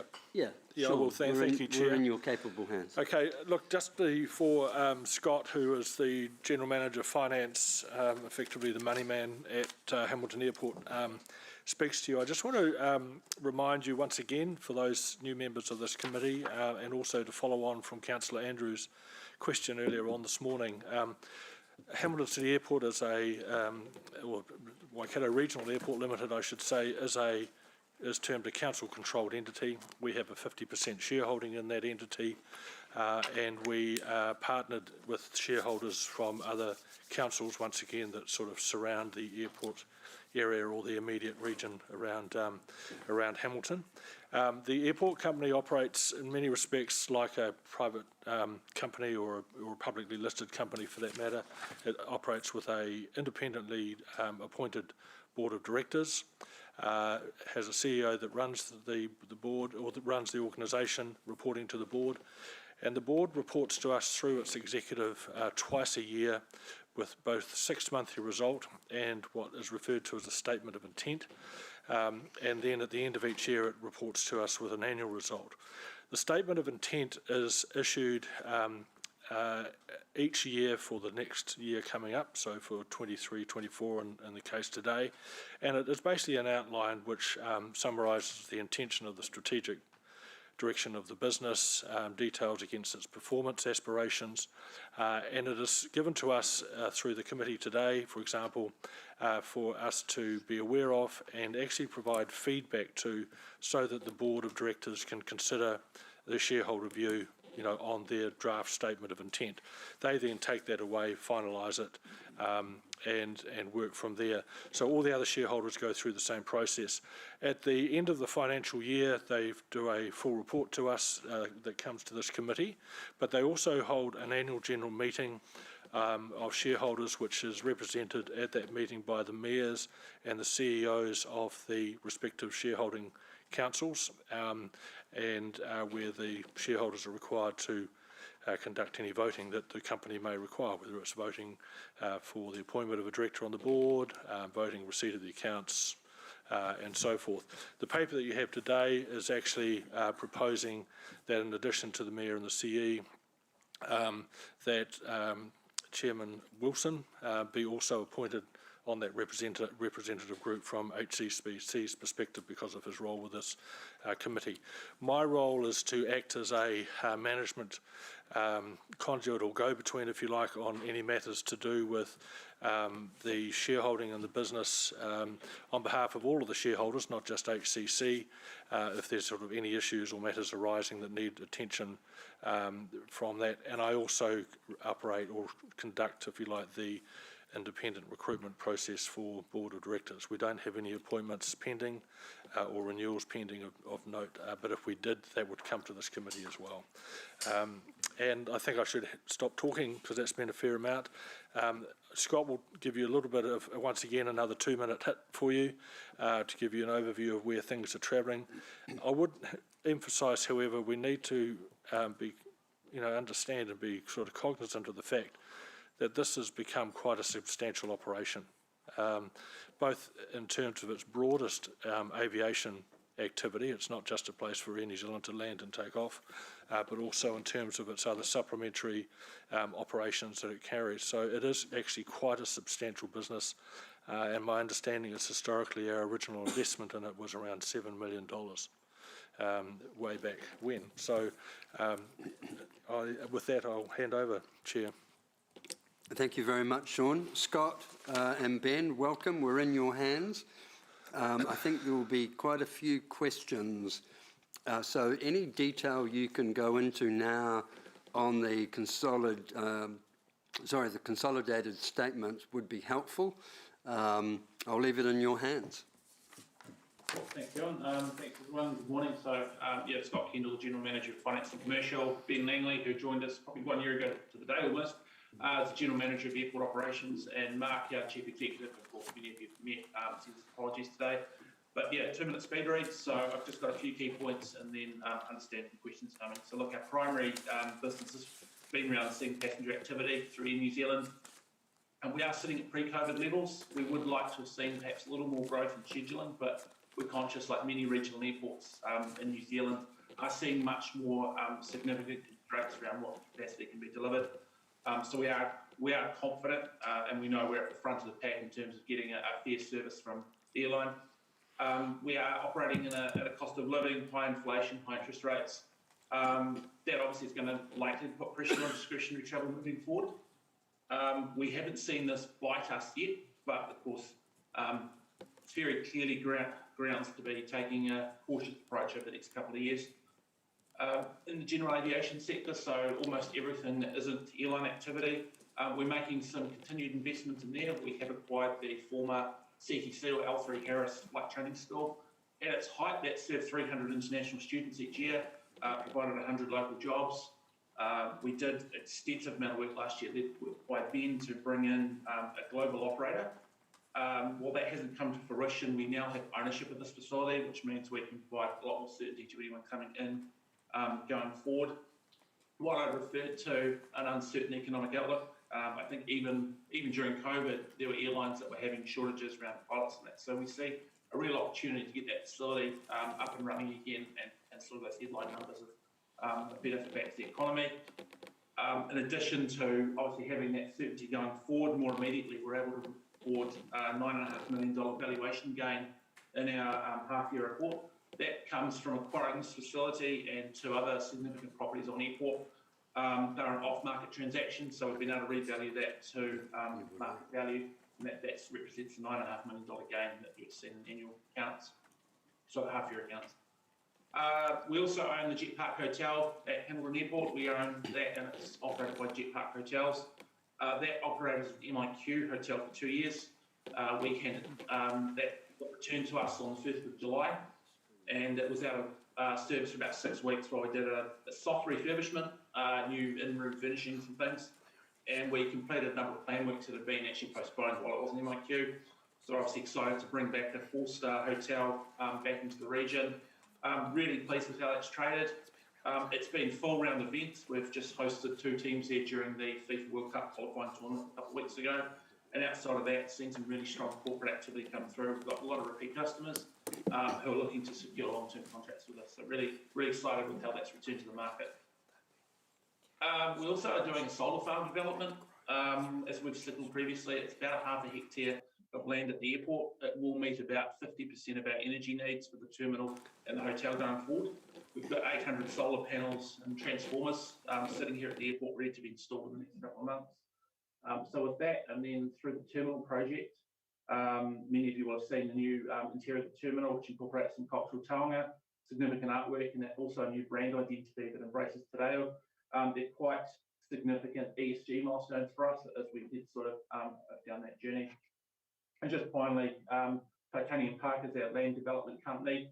That's had a really strong pipeline. It had around 14 million of land sales settled in the first half of the current financial year. A lot of those were contracted back in 2021 before we saw it turning the property market, and there's a pipeline of those to get over the next couple of years. So that leaves us with just Northern Precinct, which is really a future, call it legacy project for the airport. That's currently, as we speak, an application for private plan change being heard. I know some members of council have possibly been involved in that process as well. That is ultimately will deliver 130 hectares of industrial lands south of the city and a central part of the Waikato. But it really is a legacy project to the airport. It ensures going forward we can be truly self-funding and truly self-sustaining. That was hopefully almost 2 minutes of speed read. So back to you, Councillor Wilson.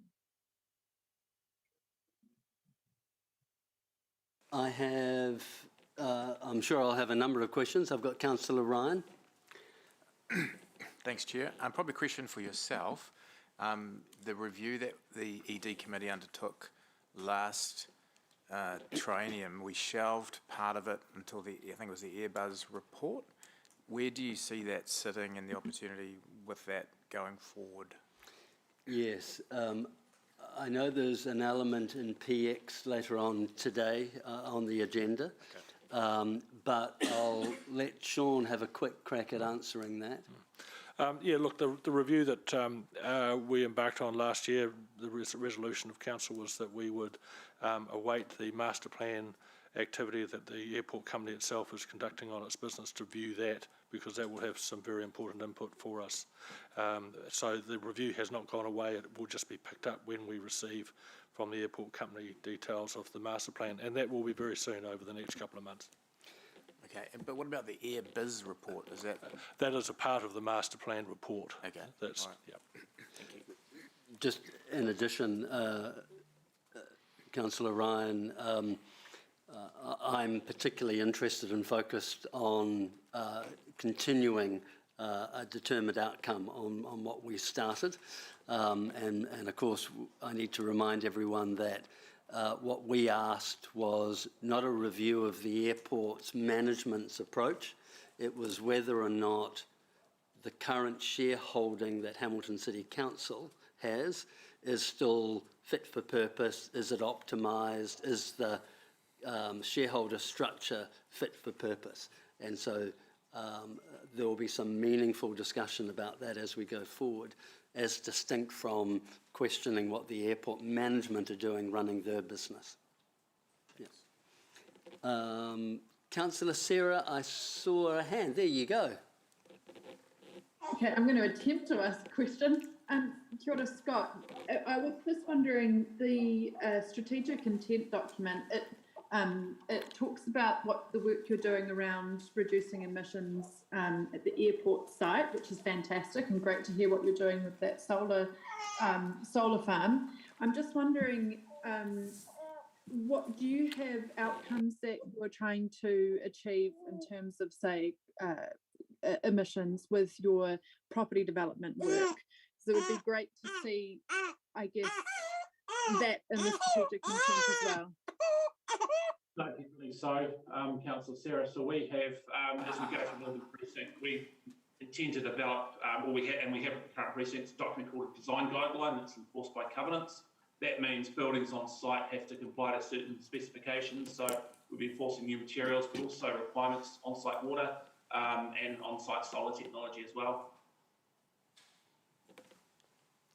Councillor Sarah and Junior Councillor Stevie, is there any other questions? No, not at this stage, thank you. I will have one for Sean. Excellent. So go ahead if you want to ask the question to Sean now. Would you like me to come back?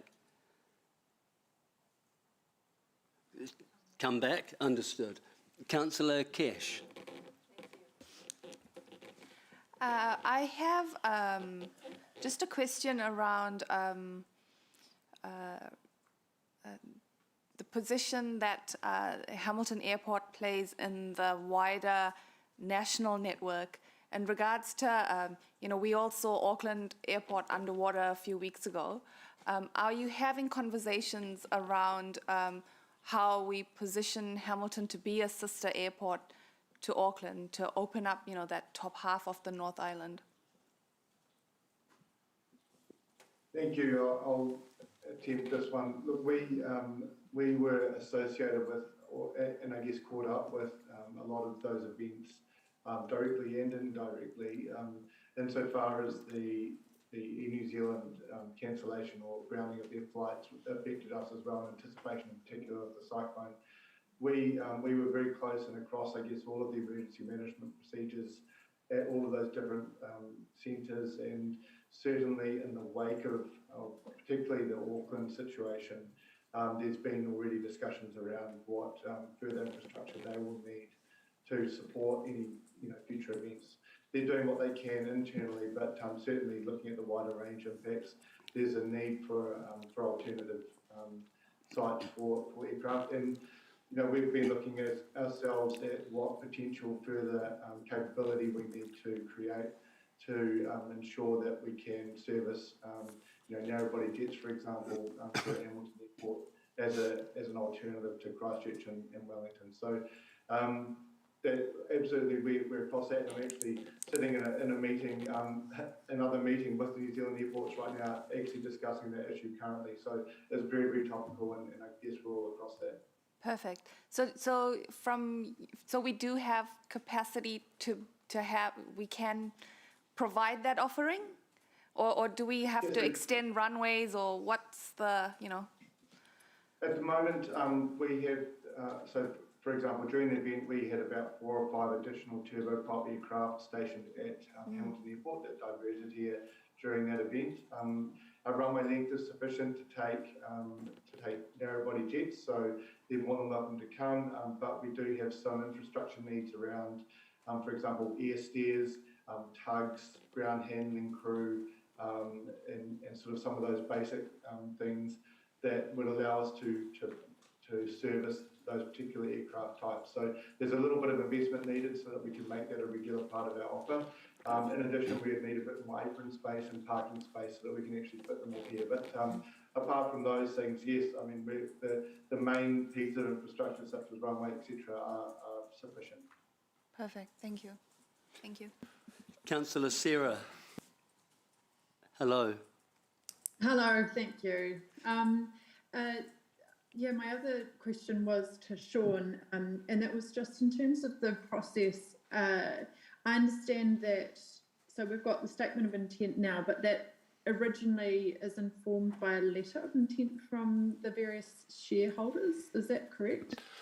The statement of intent is actually informed by the management or drafted by the management of the airport company with input from their board. And so, but they're conscious of what shareholders' expectations are when they do that. What we have is the opportunity, if we wish to go back with our advice or comment on the statement of intent, or if we wish to recommend that they consider another view on an element of the statement of intent.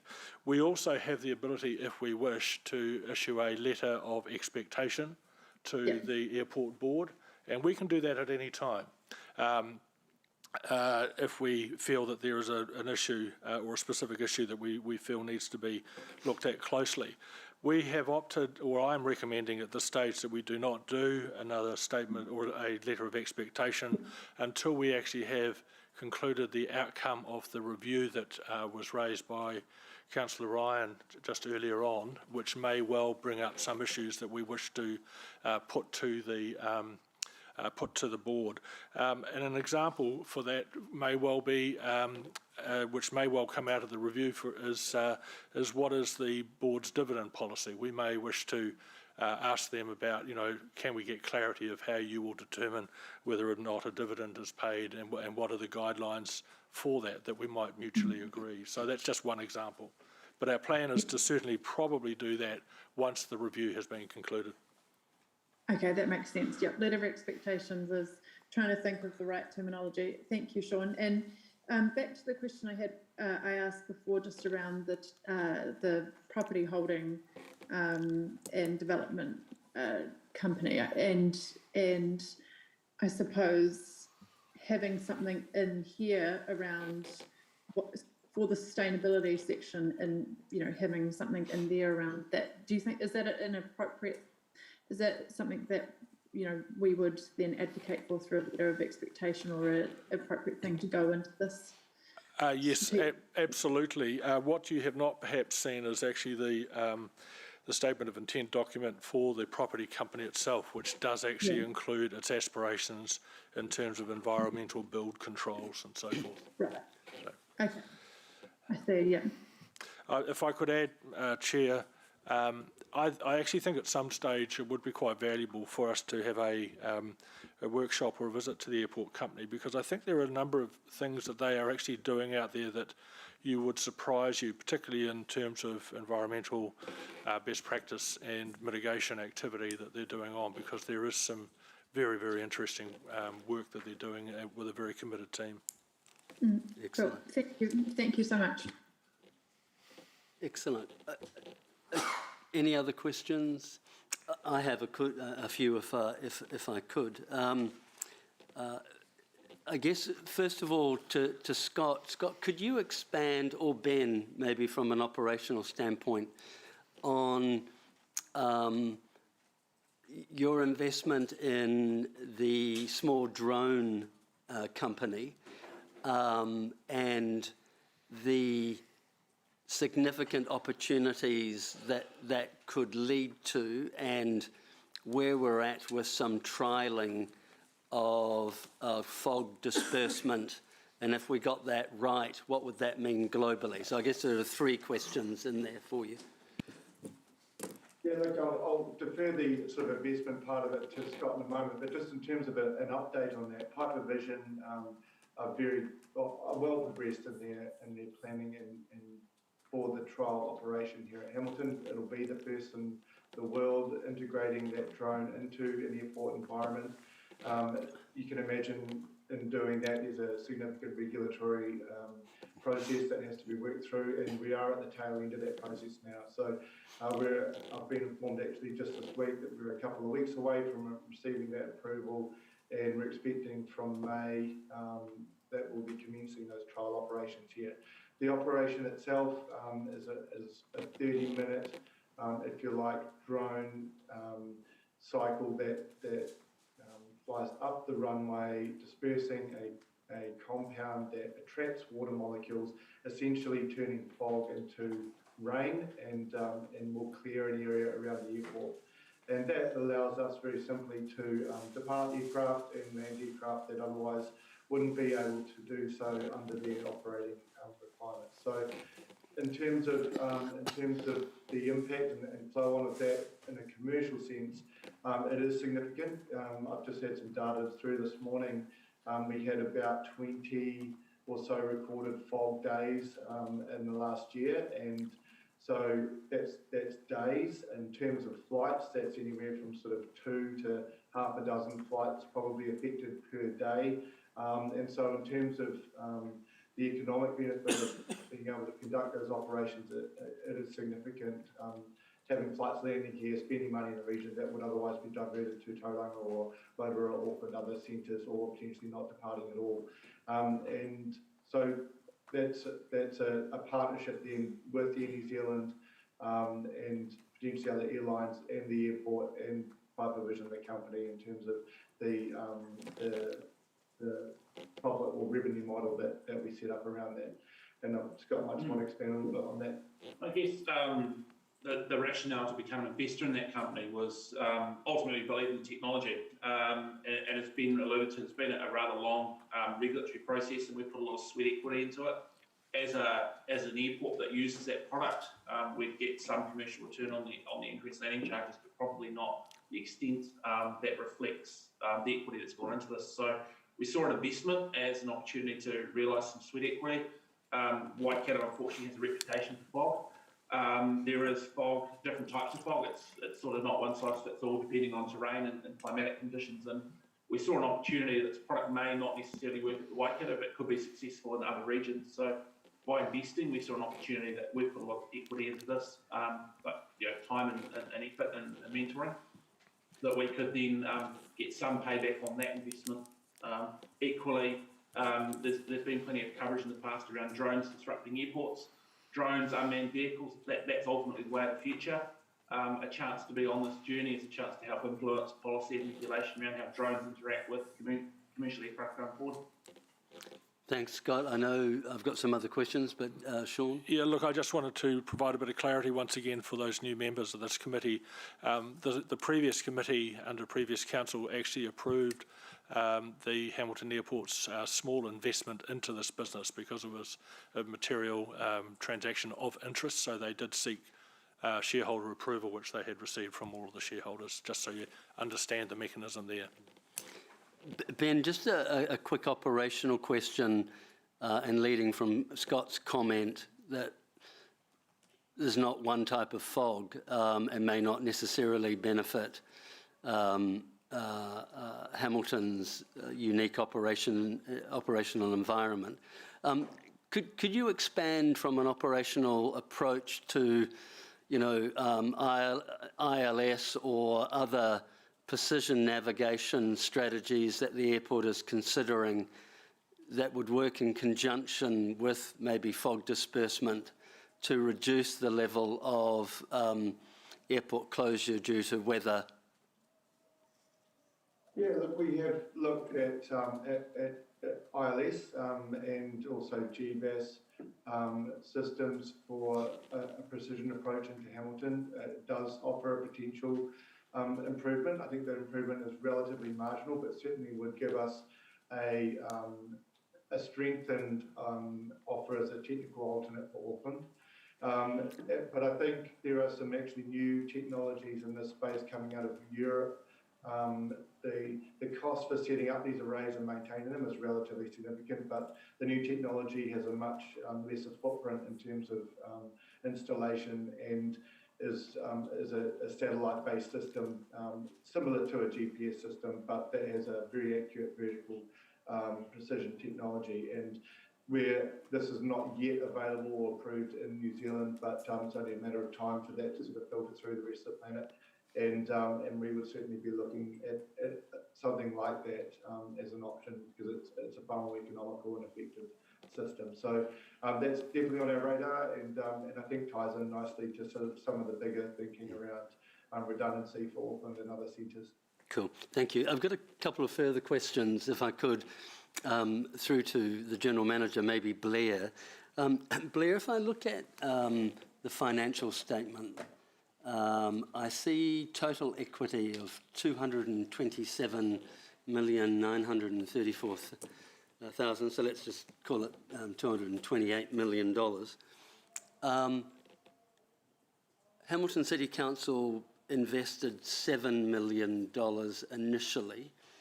I'm assuming, well, I know we are a 50% shareholder, so I guess could you confirm whether or not what our current equity stake is in regards to Hamilton Airport?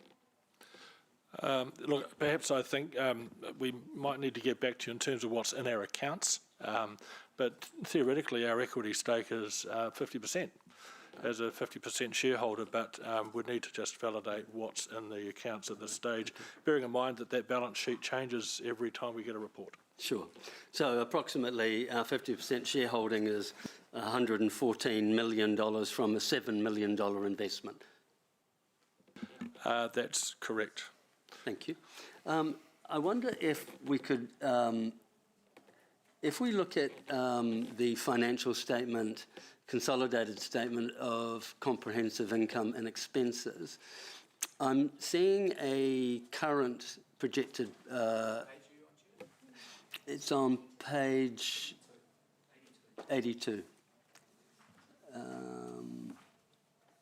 If I look at net surplus after tax for 6 months trading, I see it's nearly $18 million.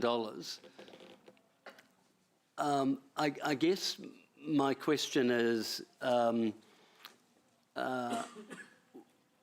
is there any early indications as to a meaningful dividend?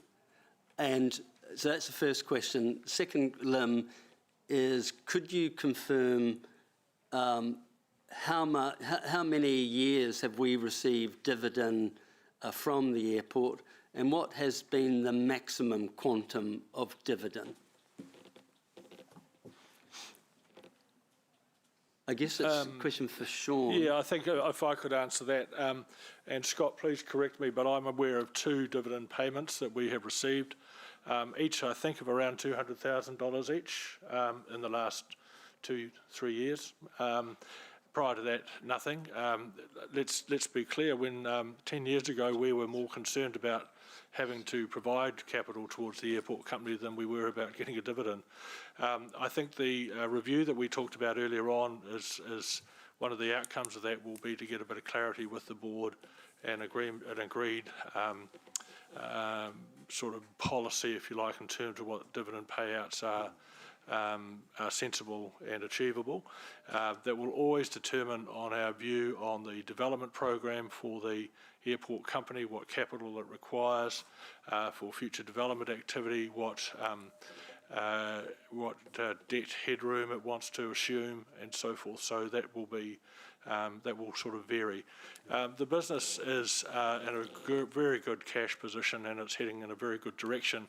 It's still not delivering a normal rate of return for a business, and so it has some way to go. So that will always be the balancing act that the board will want to consider when it thinks about dividends, but certainly I'm expecting there will be a lot more improved results in the future than what we've had over the last 10 years. Thank you. I guess, Scott, I have an additional question, if I could. I see you've done an incredible job of reducing your debt. Could you explain the current management's approach to debt, and why do you choose to pay down debt versus use some of your borrowing capacity? Could you just explain that to me? So it's probably, you're right, we have reduced debt, and it does show 13 million here. That was largely the timing of land sales, so they settled in December of 22. That significant sort of one-off cash injection, that's a significant pipeline of land sales. If we look ahead the next 3 years, we've got about 6 million under contract in comparison to 14 that settled all on one day. The other thing is, of course, with the timing of the terminal project, obviously the front of house piece is finished. There's still, as of December, there was about 5 million left to invest. So there is, as part of our capital project, an upgrading the remainder of the terminal, and then into some of the permanent infrastructure connecting up to reticulated Waipa water supply. Then, as we've talked about, the opportunity around Northern Precinct. So there is, I think that debt is probably as low as you'll see it for some time. We see debt likely to finish the year somewhere about 20 to 22 million in sort of just over 3 months' time by comparison. Okay, thank you. My final question. Chair, I just wonder whether Scott may not have fully answered that. Scott, maybe if you look out in your statement of intent and out the 3 years ahead where the debt projection goes up, and maybe that's just part of the wider answer, that would be worth if you just expand on that point, because I think you're preserving debt for what's ahead of you. But correct. Particularly with Northern Precinct seeking to activate that, we've developed, I think, over about the past 5 years, around 20 hectares of land. As we talked about Northern Precinct being 130 hectares, there's a lot of initial enabling infrastructure, roading, water assets, and that side of it. So that's significant infrastructure we need to spend on day one, which, of course, the airport, the business park today has been able to lever off what the airport's already had connections to the roading network, for example, existing water supply. So you're right, there will be a significant capital impost over about the next 3 to 5 years. I'll just add to that too. There are some aeronautical infrastructure works that are coming up that are relatively significant, and in terms of the capacity that we're trying to create around jet capability and that sort of thing, there will be some additional overlays, strengthening, and shoulder work, etc., around the airport. So there's some of that. Thank you. I've got 2 questions to go. The first one is to Blair, if I could, Blair. When you look at, say, ownership models of, say, Auckland Airport, Queenstown Airport, and their shareholding mix versus Hamilton Waikato Regional Airport shareholding mix of all local government, could you point out any obvious differences between commercial tensions of shareholders expecting a significant dividend return versus what Hamilton Airport's current shareholder model is? I'd be particularly interested in Blair's initially, if I could. Look, I think through the chair, this answer probably best come from General Manager Shawn. We've had a chat beforehand, so happy to add anything in addition to that. Cool. Yeah, look, if I could speak to both of those examples. Queenstown Airport, as I understand it, is owned 75% by the Queenstown Lakes District Council and the other 25% is owned by the Auckland International Airport Limited. And so that is a mixed shareholding model.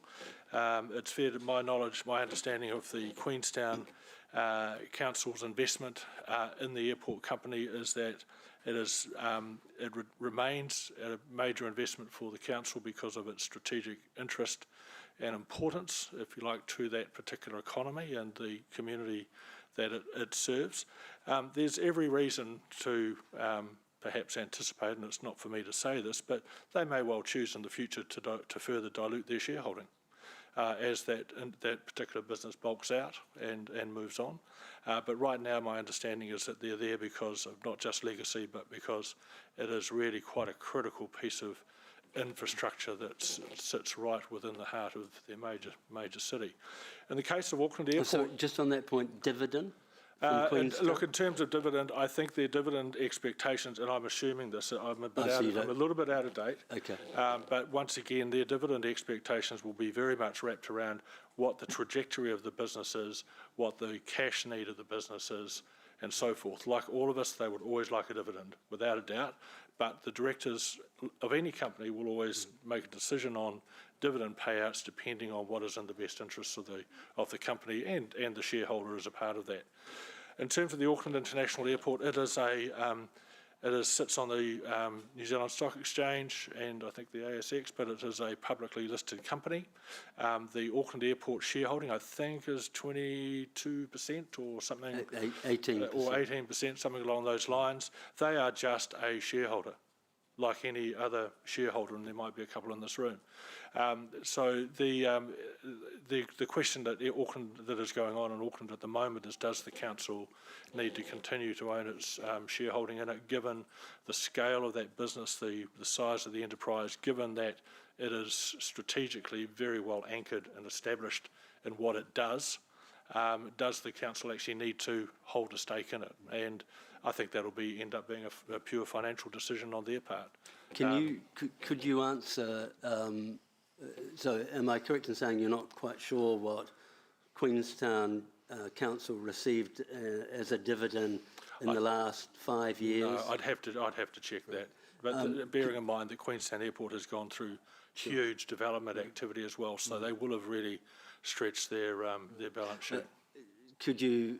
Are you aware that Auckland Council have derived a dividend over the lifetime of their investment of $500 million in dividend? Oh yes, absolutely. But once again, it's a function of a publicly listed company that makes those decisions. Right. And so is it your experience that a publicly listed company with a mixture of shareholding, particularly those who are commercially driven, have a higher expectation of a meaningful dividend than those that are local government and whose real role has been just don't ask us for more money and we're happy? Look, I think Auckland is a very unique, different situation to the rest of the airport infrastructure around the country. I mean, they are just a shareholder, just like an individual private shareholder or whatever, and the company will make its decisions. The Auckland City Council, they need to balance up whether they want to take their equity out or whether they want to continue to enjoy dividends. Some shareholders, and this is not just airports, they buy into businesses for a dividend. Others, they buy into it for value uplift and not necessarily with a dividend approach. Sometimes it's a mix. So, and that'll be a question for us, and it'll be a question out of the review. I wonder, Blair, if you'd have any other comment, and then we'll wrap that up. The only other comment I'd add, I think Sean's covered it well, is your earlier comment around the value of our equity vis-a-vis our original shareholding. I think for the 5 shareholders, we have seen a critical infrastructure in the airport considerably increase in value, and I think, as Sean has said, its trajectory is to continue to increase in value. So in some instances, dividend potentially may be seen in the light of a substantial equity uplift that is what's seen in this case. My final question is to Scott. Scott, and you might not be able to answer it, but as a senior member of the management team, we're sitting as shareholders in this asset that's seen you have a tremendous first 6 months. We're currently as an entity managing a deficit. are we likely to see a significant dividend paid to your shareholders that would help us as a shareholding council to cover our costs? I think obviously your appetite to receive one is understood, but yeah, as I said, we take some cautious optimism looking ahead as to what could happen with the economy. Obviously our capital constraints going forward, so yeah, I leave that as not a discussion we've had around what a dividend was just paid at Christmas. It was announced at the AGM, so any future dividend this year, there hasn't been, our mind hasn't been turned to that, but no, I think we take the initial appetite. Thank you. Right. I think I don't see any other questions either online or on the board. Thank you very much. We now move to Tracy and Gary. And Gary, yes. Welcome, Gary and Tracy. This is Waikato Innovation Group Limited, and I'm assuming, Tracy, you're going to introduce it and then hand it over to Gary. Thank you very much. Good morning, everyone. So as it's a little bit similar to what Sean's just talked about earlier on with letter of expectation, statement of intent and 6 monthly accounts. So that is exactly what we're here today to do, is share with you the half-yearly report for Waikato Innovation Growth Limited and also their statement of intent. So I would like to introduce you to Gary, who is the CE. The only thing I would note in the statement of intent that's been included today that you're seeing is around the strategic review that we are currently working with Wiggle to do, and remembering there's also another report later on this morning or this afternoon as well. So with that, I'll hand over with any questions. Oh, yeah, just a little bit of an introduction. So 6 weeks in the job, so thanks very much for the invitation for the meeting. So it's been a nice experience for me to see how the council works. It's another new experience for me. So the working with the FIW team and the council as a major shareholder has been an interesting foray into how the economic development maybe department with this environment here can actually really help the Waikato go forward. So if you go back to the constitution and why this was set up back in 2012 when the first dry came to be, its intent there was to take new business or founding businesses and take them somewhere, and that's something that's been able to achieve very, very significantly over that time. That has now changed somewhat, the way the business model is moving forward, and that's something that will be shared in later reports in this afternoon. So any questions on the report? And just for the newer councillors, just to orientate yourself, when we were on the bus trip, we called it Innovation Park, and we pointed out the spray dry facility down the end of this New Zealand Food, which is the substantive company here, is the business that Gary is a CEO of and that we own 70% of. So it's a spray drying facility, and it was and has been the catalyst for the dairy goat and the subsequent sheep milk industries that are burgeoning in and around the Waikato. So that's just a bit of context, and so you understand the business that we're talking about here. Colleagues, do we have any questions? I'll ask just a couple. I wonder if Blair or Gary or Tracy could expand on just that point you were making about its activity as an economic enabler that has been able to trigger significant business growth for other companies while sort of washing its face. But has it been a powerful enabler? That's the question. It's a really good question. So you may see at the moment it's a little bit soft when we look at the numbers where it is at this point in time.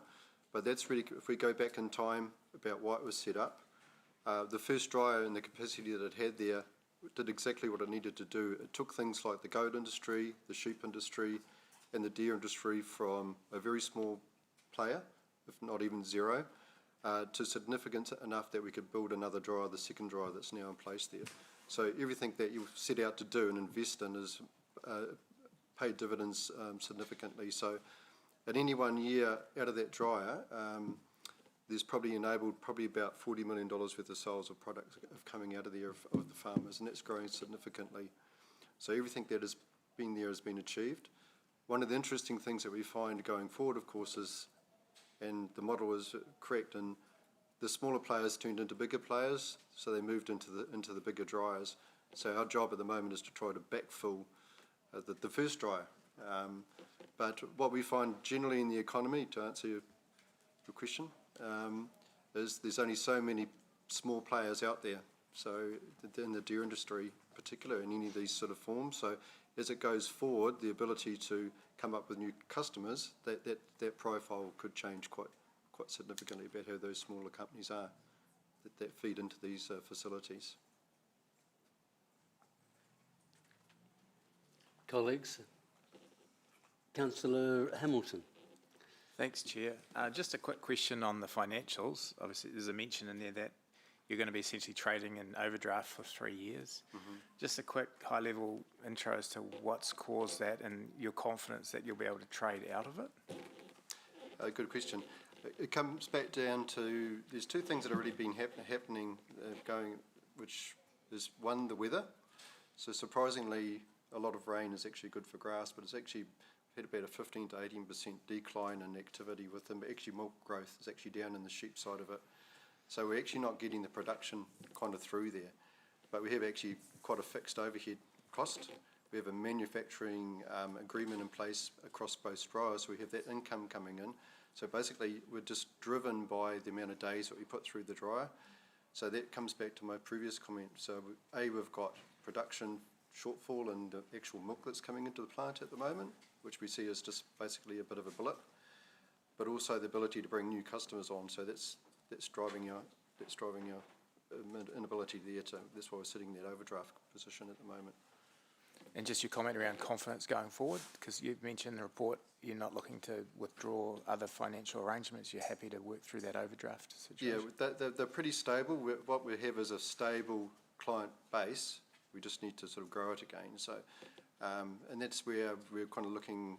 If it's not necessarily maybe in the customers that we could have looked at before, because they're not actually growing the same way that they were 5 or 10 years ago.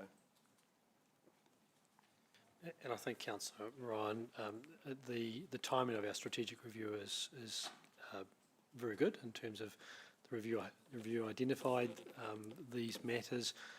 The process we're going through is highly cognizant of that, and either the need to change the business and customer model mix into the future and or cornerstone shareholding or sale. So those are absolutely in line with the review. And I think it is reflecting the comments that Gary has made. Just a candid question, Blair, does that not put our valuation at risk given that it's trading in deficit for 3 years? No, and I think that's been backed up by the advice of our advisors. And I think the value in the business is also in the kit and the consenting arrangements that are in place. So again, highly specialised technology, facility, and the fact that it has consents for water, wastewater, and it's operational actually has quite substantial value. So the key is to marry those up with the relevant parties. Thank you. Mayor Southgate. I guess my question's almost been answered. I was after what's next, and various forms of milk, whether it's goat, sheep, cow, whatever. Deer. Deer milk. Camel. It's supposed to be very nutritious. I know, but Not many in the Waikato. no. Well, that doesn't mean they couldn't be. No, just joking. Yeah, don't report that. Thanks, Stephen. Mayor Paula wants camels in the Waikato. Yeah. That would not a good look. I can see the headline already. Yeah. But in terms of that value-add product, rather than the commodity base, your milk powders and drying, I remember going through a visit a few times ago, and we were looking into that nutraceutical and dried enzymes, and fruit-based and vegetable-based enzymes and other powders to be mixed for nutrition. Is that is there a market for that now, or is it all going to be milk of various sorts? No, it's a good question. What you're probably talking about is things like plant protein bases and things like that. That is generally different types of extruding plant. We don't have that technology in place. And the other thing that maybe people don't, maybe all understand in the room here, is that we're part of a hub. So the Food Innovation Network, so there's actually 5 facilities around New Zealand. Yeah. We're the significant one with the drying capacity, but there's actually other hubs, the Food Bowl and the South facility and pilot plant down in Massey, where they do actually have these other facilities that we coordinate and manage for these different sort of products. So that's where the value-added infrastructure of the Food Innovation Network kind of works, because of the 5 hubs. So it's not necessarily the best place where that we can use, the Waikato one is not necessarily the best place for everyone. Oh yeah, I'm just interested because it put all your eggs in one basket type of thing when you're relying just on milk product. But what is the new change up in the world of nutrition and? When we look at one of our bigger customers, it's sitting now in the D2, the bigger dryer.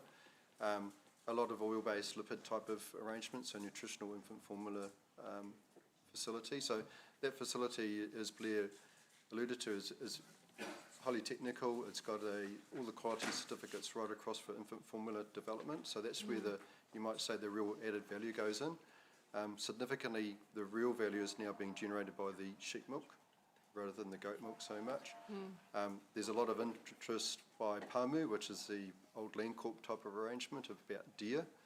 But once again, it's about volume and timing and how you take the genetics and develop genetics through those processes. So, for example, with the sheep herds, that's like an eight-year sort of cycle of genetic development to get the herds to come through, and that's where these specialties products come in, long-term development. Thank you.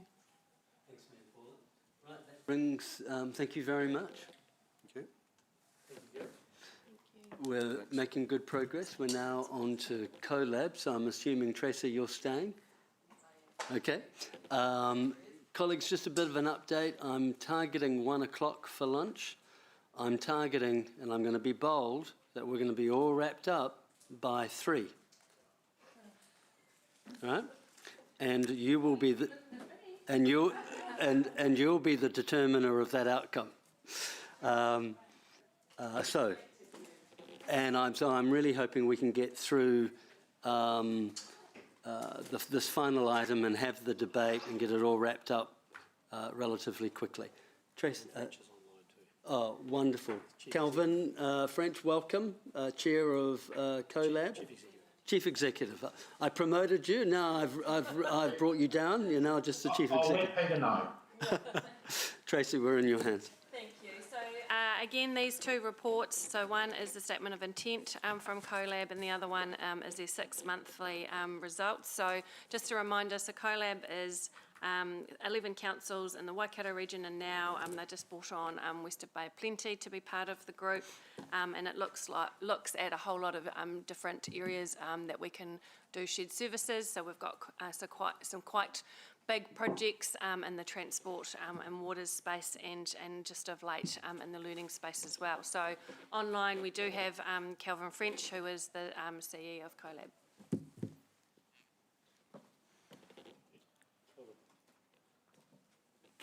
Calvin?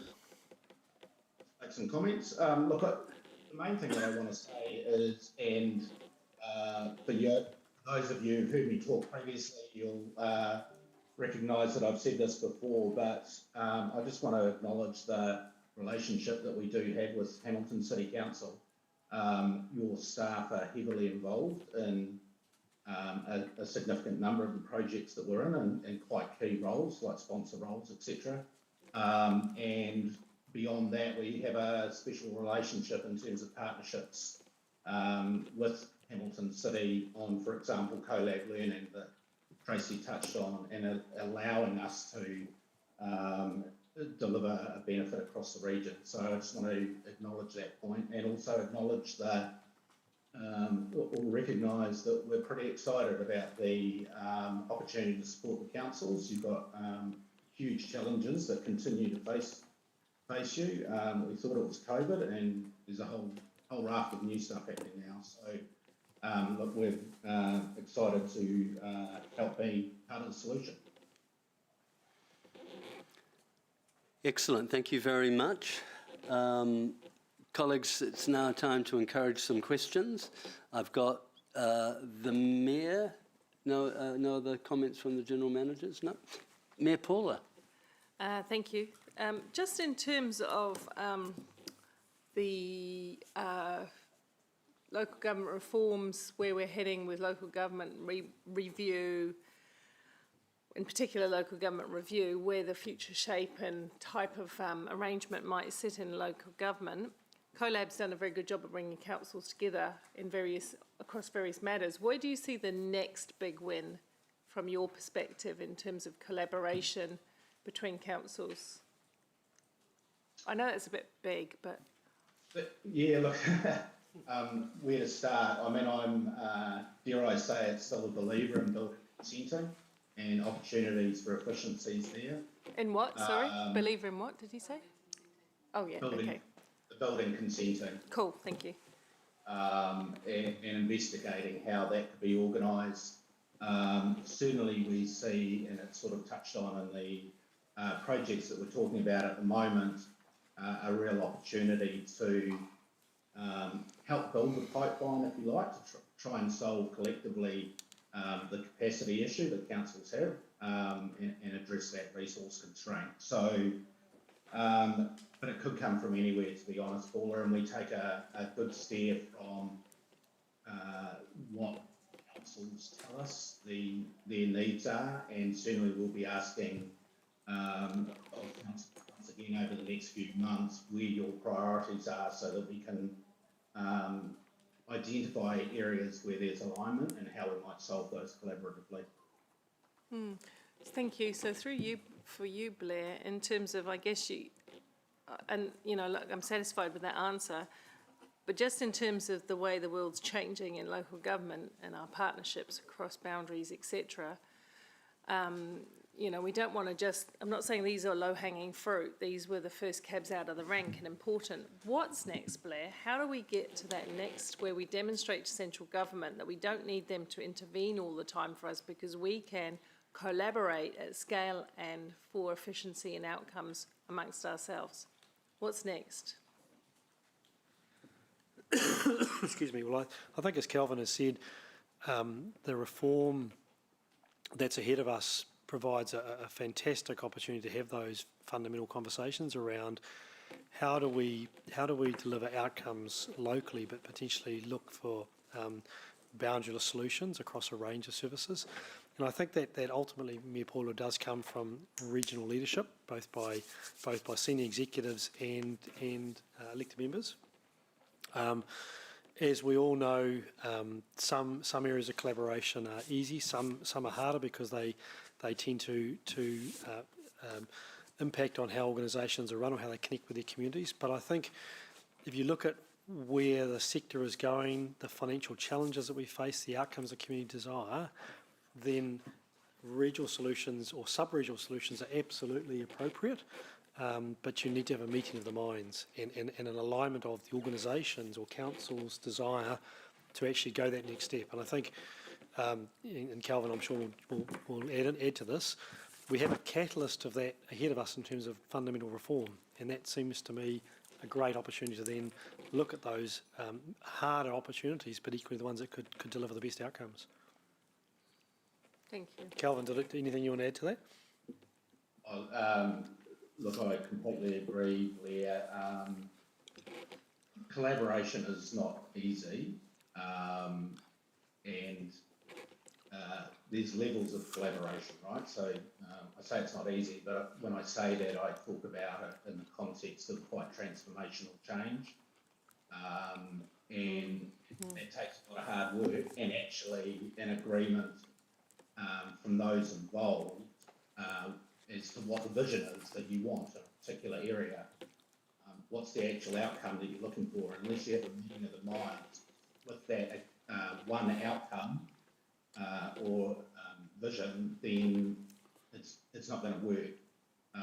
So that's been the challenge, and it continues to be the challenge. But my reading of the room in terms of the discussions I have with CEs is that I think they're on the back of the reforms, there is increasing appetite to look at how we might do things quite differently.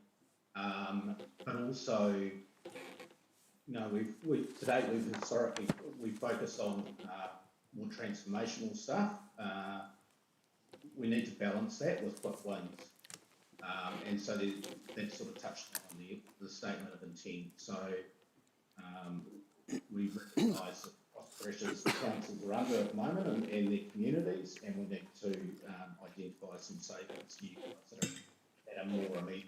So it's a bit of a balancing act. Thank you. Thank you. Might All speak to that in debate. Thank you. I've got two councillors in the chamber, but as always, I give priority to those on Zoom. Councillor Sarah. Thank you, Chair. Hi, Calvin. A quick question just around investing in automation. And, for example, building consents might be an area that, you know, that becomes quite helpful. Can you elaborate a bit more on what work CoLab is doing in this space and where you see opportunities for you know, collaboration in this space going forward? Yeah, certainly. So there is already investment underway in the space. So the Waikato Building Consent Group, which comprises 8 councils, was initially established, in fact, to look at aligning the systems that councils use and collaborating in that regard. And so there's 5 councils that are on that same system. The other project that we've got underway at the moment is the Customer Digital Enablement Project, which is referenced in the statement of intent. And look, to be honest, that's been quite a hard slog. It's been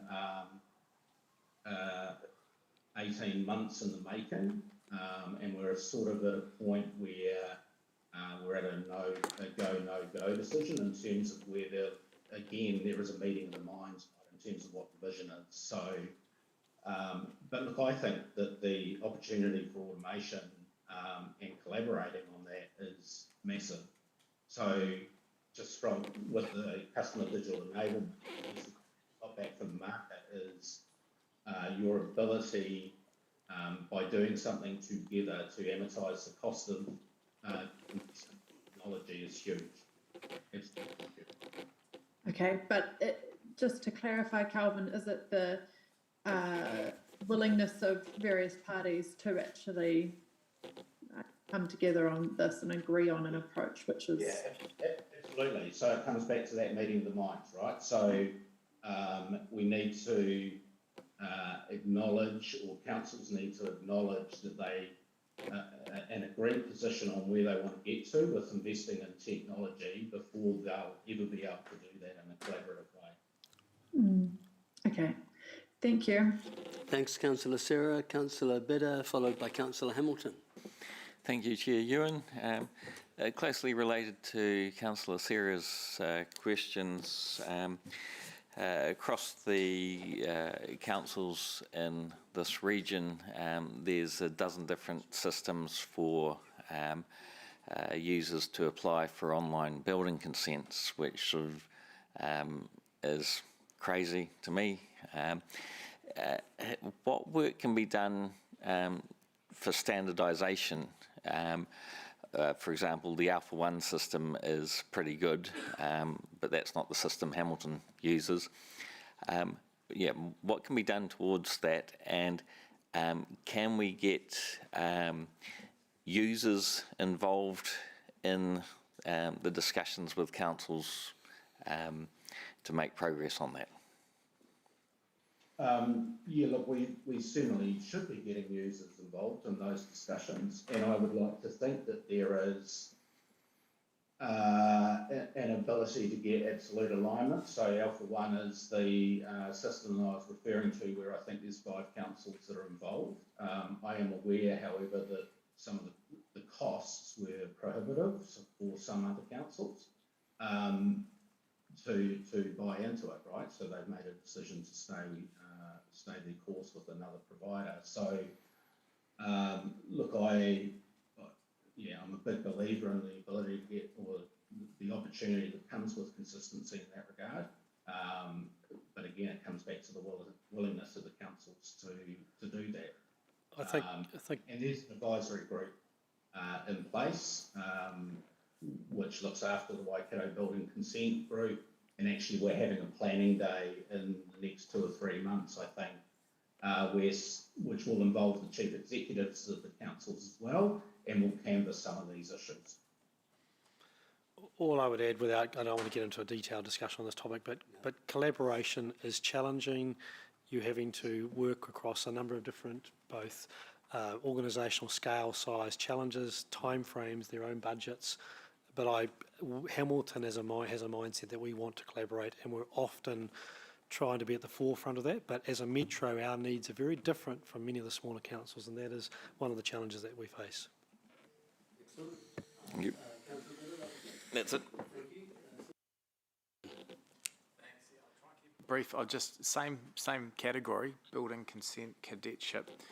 I'm tempted to ask Blair why we don't use the Alpha One program, given that 5 other councils do.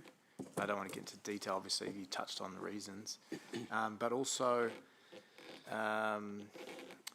in the paragraph, this is page 134, talks about the cadetship. Is that a pipeline direct to tertiary providers in terms of pathways, or is it something else? No, that is what we would be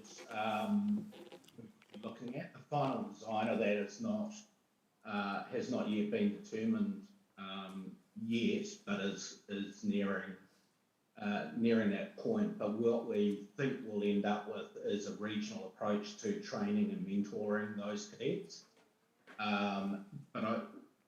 But related to that, there's quite a bit of interrelationship with the various projects that we've got on the go at the moment. So the right people, right place is about attracting and retaining more people into the local government sector generally, and into the Waikato region specifically, and building consenting is a classic case of that, right? So how do we work with the tertiary providers and perhaps even the high schools to attract and build that pipeline of resource in the coming years? And the building cadetship is just a subset of that broader proposition. Thanks. And any comment, if I could, Blair, just on the program we use? Yeah, look, I probably need Corey to answer specifically, but we do have quite an active program in the space around bringing through and training and developing talent in that area, particularly those who are new to the sector. Sorry, more around that Alpha One. Oh, yeah, look, we use a different system, and there are a whole range of reasons for that. Look, I might just leave it there at the moment, but okay. Certainly we aspire to get to one system, and if that is Alpha One, great. But there are some considerations around that. So, okay, thanks. Thank you, right. So, page 17, and you'll see the recommendation that is in. Thanks, Tracy. That is in front of us. I'll move the staff's recommendation, seconded by Councillor Mark. Now, colleagues, we've had a really good crack at the questions. I'm going to, now, young Amy, do I need to move a motion to extend the 5 minutes? So I'll move a motion that extends the debating time to 5 minutes, seconded by Councillor Mark. That 5 minutes, that's to enable us to capture the 5 reports that we've heard today. It's not an encouragement for you to use the 5 minutes. In fact, I see there are some members missing, and that's just fine by me, just in the sense of 1 o'clock. So I'll move, seconded by Councillor Mark. All those in favour say aye. Those against? Councillor Ryan is against. Noted. Amy? The motion is carried, noting that Councillor Hamilton is dissenting.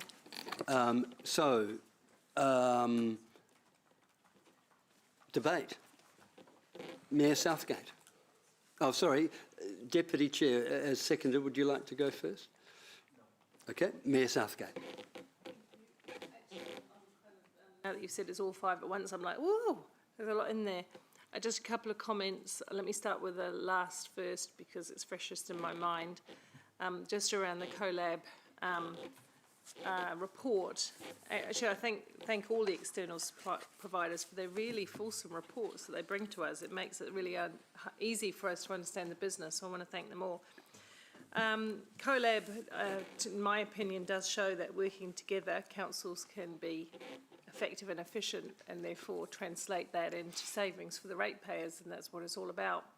What I am going to say is I believe it is time to get to the next level, hence my questioning. It's time to get to the next level. It was explained to us that part of the difficulty is getting everyone to share the same view and have the same accommodation and the same conversation and want the same outcomes. So I understand that. But if we are to make a real difference to the way that local government functions for their communities, we have to do everything in the most cost-effective and efficient way, especially now with the cost of living being so high it's actually our responsibility to run local government in the most effective way. At the moment, we're in a bit of churn because we're under review, we're under reform, and we're walking on quicksands, not exactly knowing where it'll all land. But I think this is the ideal opportunity to demonstrate our strengths, and CoLab is one of our strengths. So what is next? How do we collaborate with our neighbours and councils across the Waikato region under the CoLab banner next? The report talked about a number of areas, including consenting. Well, I'm really keen to make consenting as easy as pie, so long as it gives effect to our rules. And we need to do that to enable people to get on with business. I'm sure there are other things that we can do. RATA's been hugely successful. All of the areas in which CoLab have been working have been very successful. Now we have to step into that difficult territory. I'm prepared to do that and have the conversations.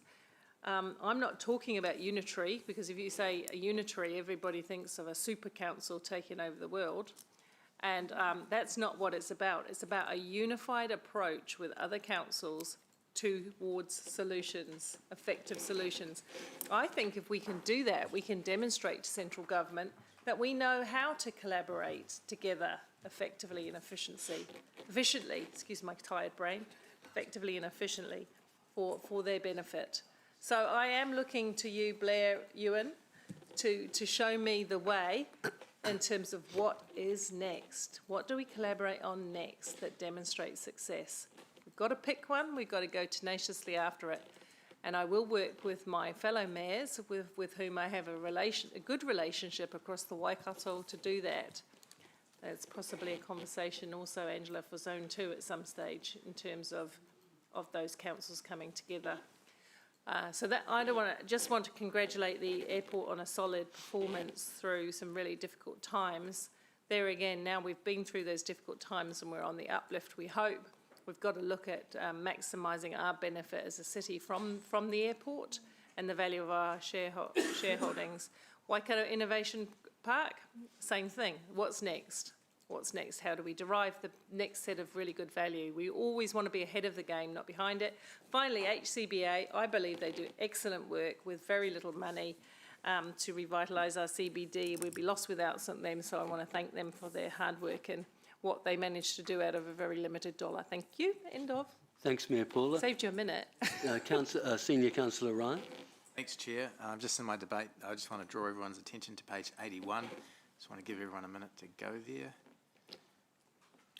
And if you look at the picture on the right-hand side, who would have thought the Chief Executive's report could bring so much joy to some of the graphics in there? I was really inspired by the joy that the airport can bring. And look, just on CoLab, I just want to say, look, this is a really exciting space and a really good example of councils using initiative and getting on and doing it. And I think that's something we can be really proud of. We've got Future-Proof CoLab we talked about the other day, and the efficiency with which they go to market and get better tenders, and we've already seen some of those savings trickle through.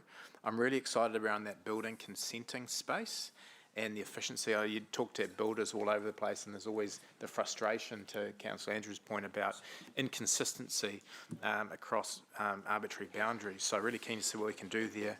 And just a comment, sorry, to Blair, in the team, I'd really encourage you to talk to Tim Vandermole, and I know they're looking at policy around building consent pathways, but it'd be really neat if we got in the room early rather than after the fact, when central government tends to tell councils what to do. There's a real opportunity there to get in with some formative policy and possibly show them examples of what's working really well. Really exciting time for HCBA. I'm really pleased to hear from Mike O'Neill around the the office stock grade A moving from 15% to 35%. That's a tangible example of us moving the dial and being an attractive value proposition for the CBD. Exciting around the airport, and I know the chair will be passionately pursuing all options diplomatically, which will be fantastic. And Wiggle/New Zealand Food, really exciting opportunity for us to potentially extract our value and see the uplift that previous councils have put into that space, and to be able to pull it out and potentially put it towards our debts. So that's really exciting. Thanks, Chair Ryan. Councillor Kerr. Thank you. I just wanted to touch on a couple of the topics. First, Garden Place, which we've talked about a few times now. And look, a few of us, I want to say all of us, are really passionate about the reinvigoration of our central city. And I see Garden Place playing a pivotal role in that. It's interesting because, you know, within the organization, it's classified as a road, but I don't think anyone would actually think of Garden Place as a road. I think it's moved along to a space of being a focal point in our city, something which we need to spend some time talking about and be brave enough to explore the future of Garden Place. And I think this new council might just have the appetite to do that. Personally, I see play elements, cultural elements, a whole lot of exciting things that we can bring into Garden Place.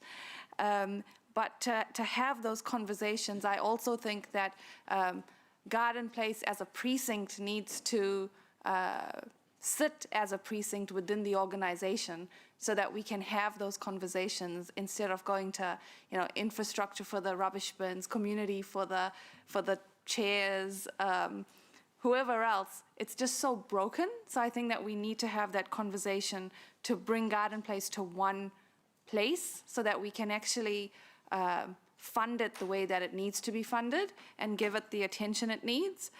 You know, you look at the work that Vanessa and team are doing.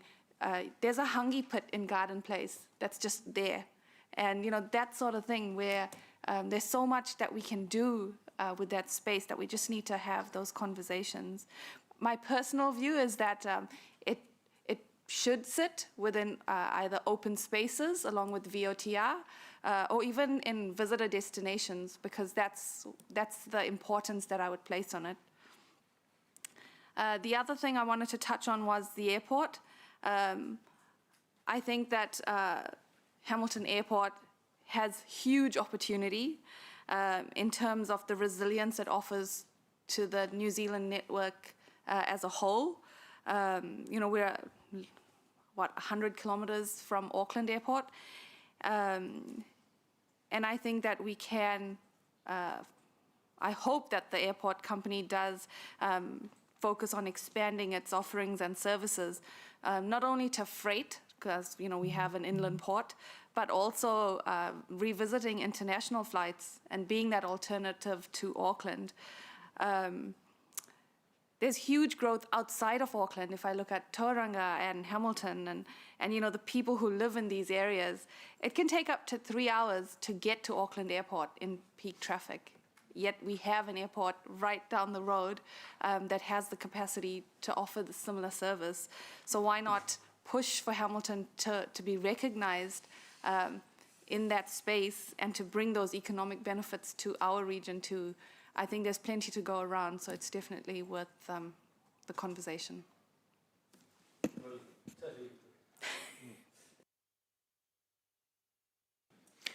Thank you, Chair Ewan. I would like this committee and council staff to give some focus and consideration on a strategic response to the emergency housing that we've got, because it is having an impact on things like tourism and their ability to host events if there is insufficient capacity. What began as a temporary measure is looking very permanent and quite probably going to increase. We're not going to be able to get rid of emergency accommodation. There is a need for it. So how do we live with it? And how do we develop the capacity for visitor accommodation? And one possible thought springs to mind as an example of the sort of thing we could be looking at is, do we make Airbnb easier in the city? Because if that provides the capacity for hosting events that create economic stimulus, then that could be a good way of dealing with that particular issue. Whether that creates other complications, I don't know. We need to give it some thought. Don't see anything online as yet. I know a couple of colleagues were away. We're now just debating all 5 of the presentations. We've extended the time to 5 minutes. Don't feel obliged to take it. But Councillor Maxine. Thank you, and apologies to the meeting for my absence. Was supporting primary teachers and secondary teachers in their demonstration in Garden Place. So a shout out to them and their cause. And apologies to the presenters of any of the item that I might have missed. CCOs are an integral part of council work and excellent partners for us to be able to deliver on the aspirations of our city and its residents. Expertise that we don't necessarily hold within our council staffing, but that sit well in their own spheres. So acknowledge the excellent efforts that are brought for our council, and through our involvement, it helps our residents to be able to see their value. HCBA, integral to our city and its centre to be able to raise up their issues and the excellent range of events that they hold. There's no doubting that they add value to us here. And despite the fact that they can't provide detailed analysis of the economic value, it's very easy to be able to see that through the great list of things that they have done and plan to do. In terms of the airport, again, I was at the presentation when it was relaunched, reopened, the new branding. It looked nothing but professional, and the report that they presented doesn't move me away from any of that first impression of it. Some challenges for them over the last years, which the diversification has well and truly over delivered on. And the Chair, you noted our original investment compared to what it is valued at today, and there is no doubt that that's something that we would want to keep in our books for a very long time, and certainly wouldn't want to be exploring options such as our sister cities might be doing with their investment. I don't mean locally in the Waikato, I mean further north. Apologies to our CoLab presenters, and there's no doubt that in previous fora I have talked about the value that they add to us and other councils, and I share the Mayor's delight in the plans that they have for bringing on other options for us to be able to make savings and to be able to collaborate and work with other councils. There's nothing but positives to come from that, and challenge them to think of and find new and more. That's about it from me today. Thank you. Cool. Well, saved you a minute and a half. Well done. I've got nothing on Zoom. Any other comments, questions? No? Colleagues, I think this format's working well, that we get to cover in one debate the 5 subject areas. I think that gleans some efficiency. My position is with the HCBA that we're really lucky to have the quality and capability of Vanessa and her team, and that it's performing well. I clearly support the $100,000 in the activation fund. I think it will derive ongoing benefit. I think Council has to pat itself on its back in regards to the quality of office stock. That is a direct consequence of Hamilton City Council's district plan that shows a hierarchy of quality business office in the CBD. So that just doesn't happen overnight. That is a byproduct of yourselves and other colleagues over many years, ensuring that our district plan constrains that sort of innovation and development in the CBD, because that keeps the offices and the businesses in the CBD. So, so just a reminder of some of the work that you may do. You may not see some of the correlation between the benefits, but they're there. I have total faith in Gary and Blair and Mike's work on Waikato food innovation. The reality is, and it's publicly known, we're working on an exit strategy, and that is absolutely appropriate. And it's gleamed the economic enabling effect that we wanted it to, and it's now time for the market to pick it up and for the council to go on to its next project. So I'm excited by that. Tourism Waikato, look, they're doing a good job, and I have nothing else to really comment on that.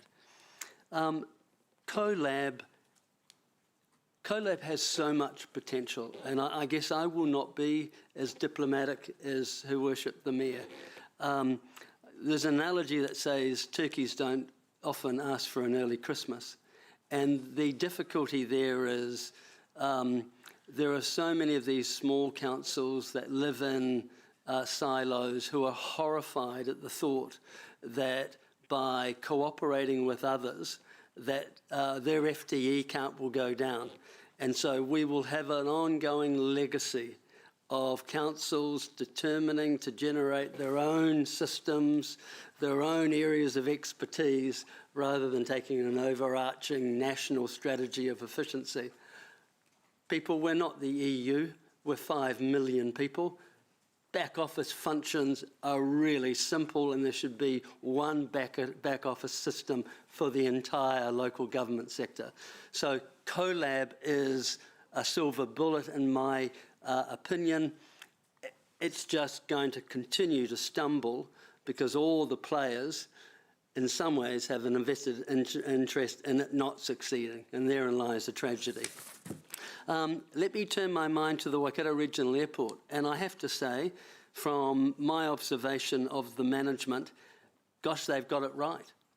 they've got the diversification right, they've got the day-to-day decision systems working well, and wow, isn't that an impressive 6-month profit of some $17 million? I think we should celebrate that. But here's the tragedy. The tragedy is in the shareholding structure. And I think there has become an assumption that the airport company doesn't have to prioritise paying a dividend to its shareholders. And I strongly disagree with my good friend, Councillor Maxine, who suggests, oh, let's just carry on the status quo. Let's not embrace other structures of ownership that we've seen in the rest of the country. Well, let's just be honest. Queenstown City Council, and who owns, I think, 25%, or is it the other way around? 75%. Auckland owns 25%. They just got a $6 million dividend. Boy, their ratepayers are going, yahoo. We're in an environment that we're trying to find a $6 million cut. And my good friend, Councillor Emma, said to me today, gosh, you know, we're looking at all of our costs. Have we really looked at all the revenue streams? And I said, well, you know, revenue streams, what can we do? We've got development contributions, we've got rates, we've got fees and charges. But what I forgot to say, and what I should have said to my good colleague, actually, we've also got investments and they should be paying better dividends. So I'm looking forward to management taking a serious look and saying, actually, it's now time to start paying dividends. So I think that's the end of my debate. But watch this trick. Any other debate? Motions on... Sure. So the motion's on the table, and as the mover of the motion, I have a right of reply. So I'll continue. The reality here is Auckland City Council has enjoyed $500 million in dividends over its shareholding. Queenstown is deriving significant dividends. Hamilton City Council, and we've been a shareholder for 20 plus years, from staff's recollection, we've got dividends only in the last 5 years, and the most dividend we've ever had is $250,000, I understand. Meanwhile, the airport company continues to pay down debt and sit very comfortably, and I'm saying as a ratepayer, we've invested, and now I hear the argument. I hear the people say, oh, well, gosh, we couldn't not want to be involved in the airport company. I mean, look at the strategic value. Well, nobody's going to pick up the airport and move it away. But maybe there is a debate that says, is there a better shareholder structure where there's a commercial investor in the mix? It's not necessarily councils walking away, but maybe asking some commercial players to come in and hold the management to more commercial expectations. And so I look forward to continuing that discussion, because I would love to think that we could get a dividend that would help resolve some of our deficit and that would enable this council to continue. After all, we have supported this organisation for 20 years. We now need a little bit of help. Maybe that could come in the form of a dividend. All those in favour, and I'm obviously referring to page 17. It's been seconded by Councillor Mark. All those in favour say aye. Those against, the ayes have it. Excellent. So the next subject is the strategic and general update. We've got 15 minutes. Blair, there's your challenge. Yes, I'm quite motivated to get through this item and the next one before lunch. So the next report has 4 themed areas of information updates for you. What I'll do is I will just work through each of the themed areas. The first of those is just the economic development program generally, and that really covers the information from paragraph 10 through to paragraph 22. So I'm happy to take questions on that in the absence of Mike Bennett. And then we'll move on to the next section of the report, and I'll invite staff for that. So any questions on the paragraph 10 to paragraph 22 elements? Colleagues online or in the chamber? No, it doesn't look like so.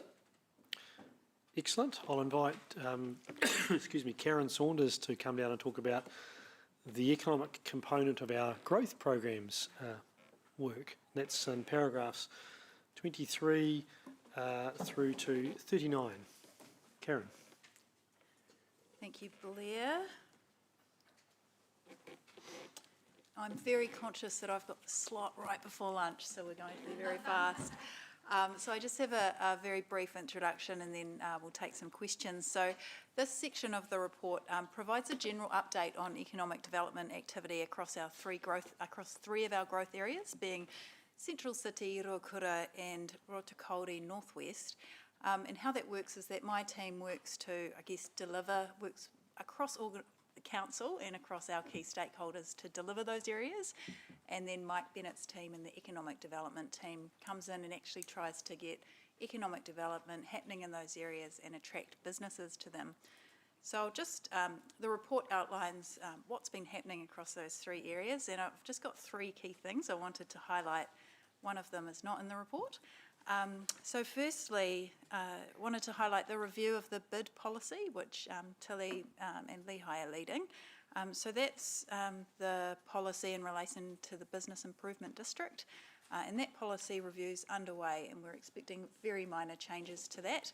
So that will come to you, to this committee, I think in May or June. The second point I wanted to raise was I was lucky to be on site at the Ruakura Super Hub last week, and to look at their inland port logistics and industrial development. And the scale of the development is actually hard to put into words. And I guess seeing it in real life really helped me understand the economic benefits it would bring to the sub-region and also New Zealand. And I've got one thing that I've been saying quite a bit, I guess on behalf of Chris Allen's team, who's leading some work in this space. So there's an Eastern Transport Corridor, which is a road that needs to be funded and built. And that road is going to unlock and help realise even more of the economic aspirations for Ruakura. So the team, Chris Allen's team's working on a business case at the moment. And while that's going through Strategic Growth Committee, it's important to note that that funding for that will probably be challenging. And so I thought it would be worth raising this with the Economic Development Committee, that it's critical to unlocking the economic benefits for Ruakura. And lastly, there's also a need for industrial land as a whole. So Mark Davies' team, again through the Strategic Growth Committee and District Plan Committee, is working to understand the needs for industrial land and also looking at areas outside the city of where that might be appropriate through scoping studies. So that's my little introduction, and I'll open it up to any questions that you may have. Excellent. Looks like there are none. Excellent. I'll just call Tiki up, and while Karen, thank you, Karen. Just and the reason why we brought Karen's reports to here, which you also see through Chair Ryan, or Councillor Ryan's committee, is that it's important to focus on the economic aspects of the growth areas, as opposed to just the land use. And we shouldn't forget that we provide those land areas to create the economic opportunities that Karen's described. That's the reason why you'll see it visible in both committees. Kia ora, thank you.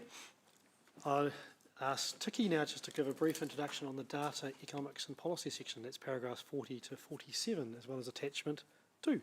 Tiki. Kia ora koutou. So as you've seen probably in that report, that section is just going to give you some of the highlights and possibly some of the lowlights of what we've seen most recently, and the attachment will just show you whatever the latest data is that's coming out. We've got an annual summary in there this time around, and I will say it's actually pretty good, all things considered, for the last year. At the beginning of 2022, it was a pretty sour outlook They thought things were going to crash really fast, but actually they didn't.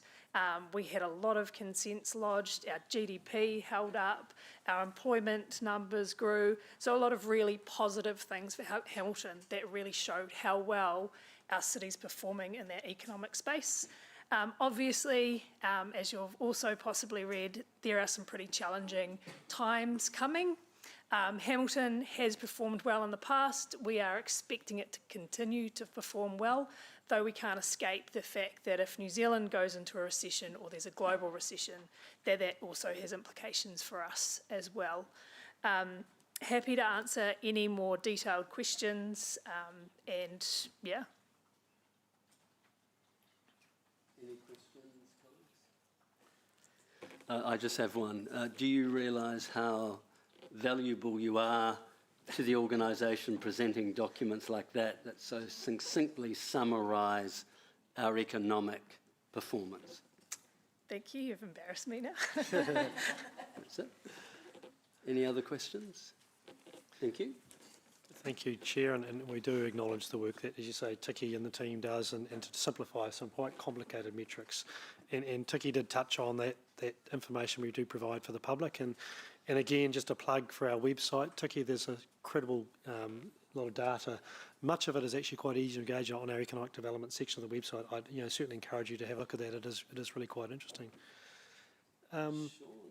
Yes, and also Leanne Jordan will speak to the visitor destinations update. So Leanne's acting general manager.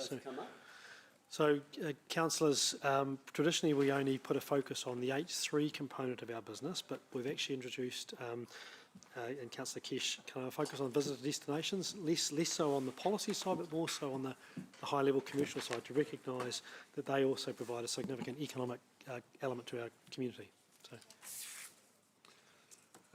Thank you, Chair. Look, I'll just briefly talk to the H3 six-monthly activity report. As you'll have read, we've had a very, very strong first 6 months for the current financial year, and I can also report that our forward position and our trading thus far for the second 6-month period has also been extremely strong, if not slightly embarrassingly strong. So it's been a great 6 months for our event delivery. I'd like to say one of the highlights, however, is that a chap by the name of Michael Gilling, who some of you may know, who works for H3, was voted by his industry peers across New Zealand as the team leader of the year by the Events Venue Association, which is quite an accolade. And so whilst we're quite proud of what we do day to day, we're especially proud of his the recognition he received. If I could draw your attention to page 166, which is the Statement of Financial Performance, Table 1.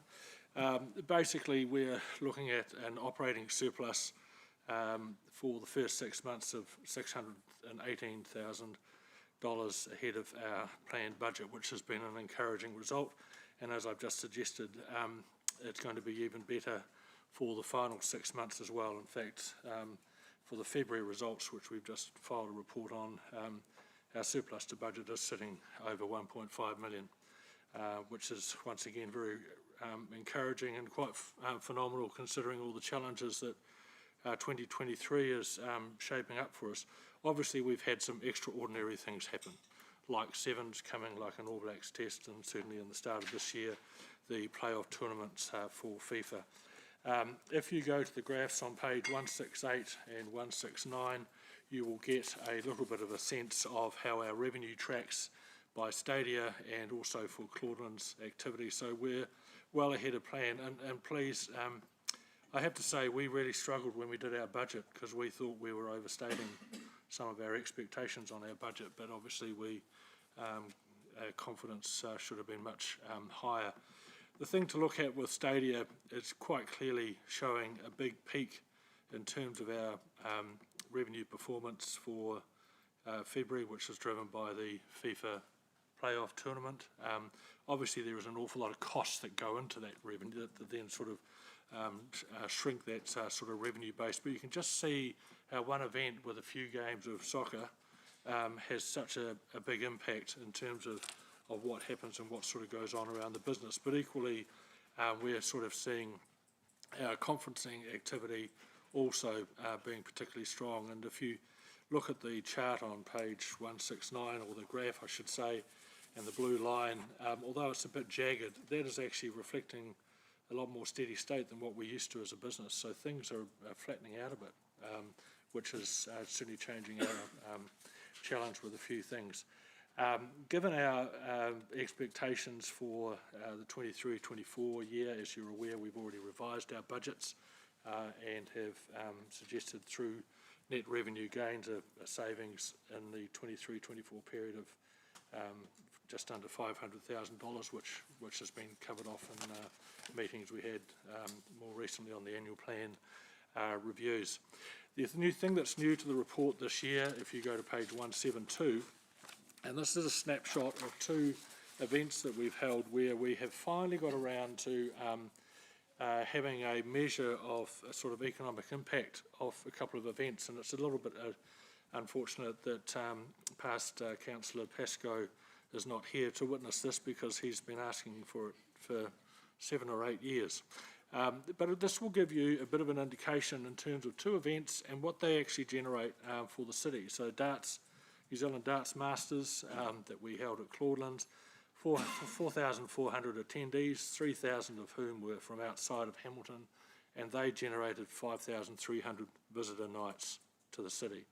And from that, there's what they spent while they were here. So close to 1.5 million in incremental spend from that one event into our local economy that would not have occurred otherwise. When you look at that report on the darts, there's on the bottom bullet point, there's a cost-benefit ratio which says 1 in 39. The $1, which is really what that reflects, is the dollar that is spent by the event organiser or the promoter to stage the event. That might include money they pay to us to hire the room, for example, and also utilise our other services. So if you have a promoter coming to our city, and for an event like this, for every dollar they spend here, they're generating another $39 in value-added spend into the local economy.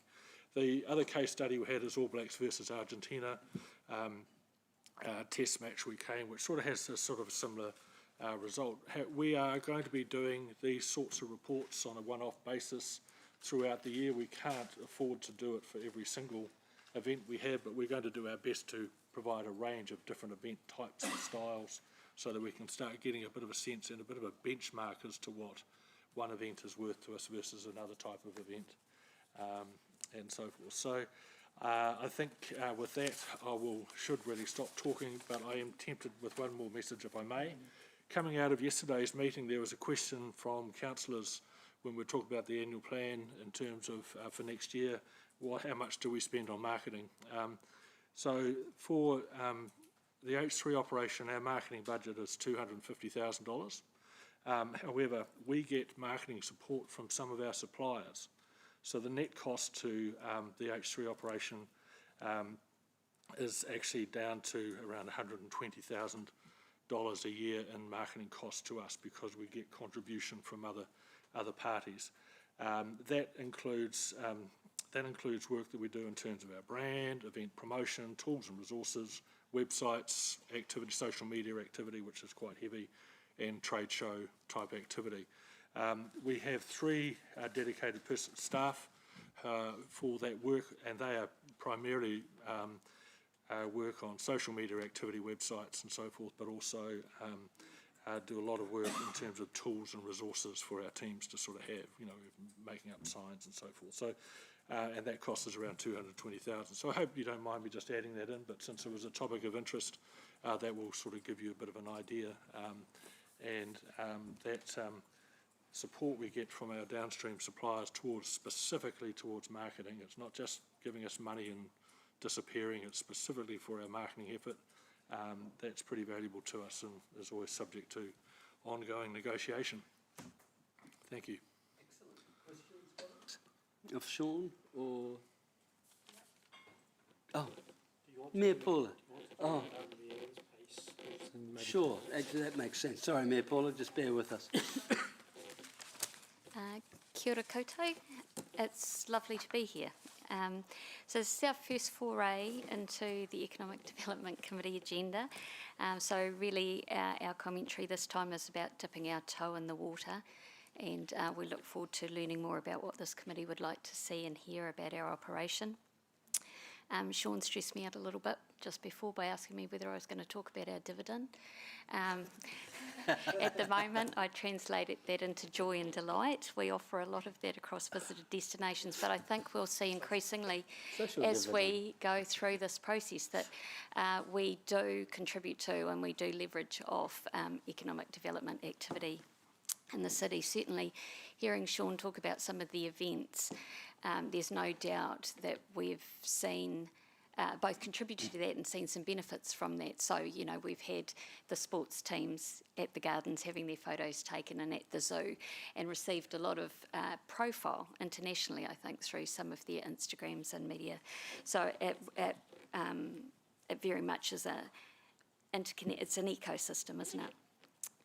I think they're kind of the key things that we wanted to say are in our report, other than we are seeing that the local and international visitation markets picked up at a much greater rate than we anticipated. So we are feeling, notwithstanding the current economic environment, we are feeling relatively buoyed by the success that we are having this year. We are on track for our all-time record, both visitation and revenue across visitor destinations. So that's great. Thank you. Questions? Mayor Paula. Thank you, Chair Wilson.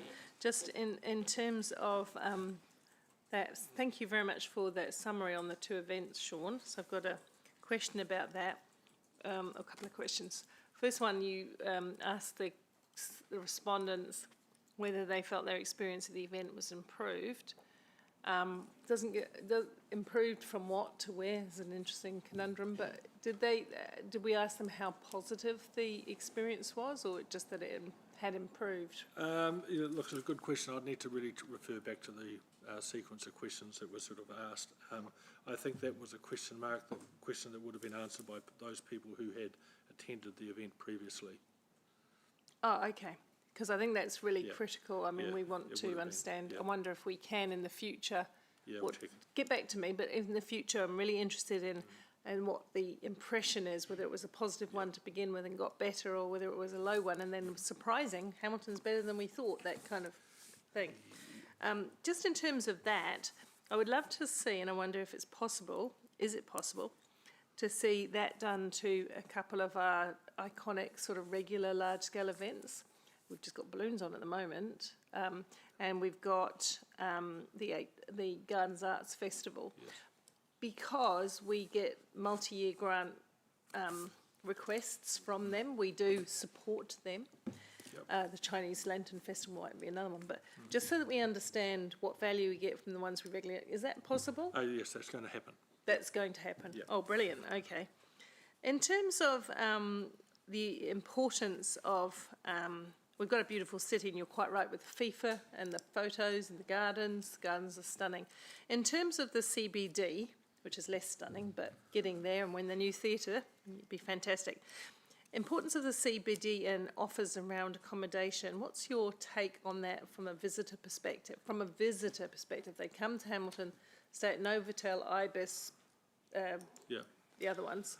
I'll probably comment that more fully at another agenda item when we talk about the commercial hotel accommodation need for the city, if you don't mind.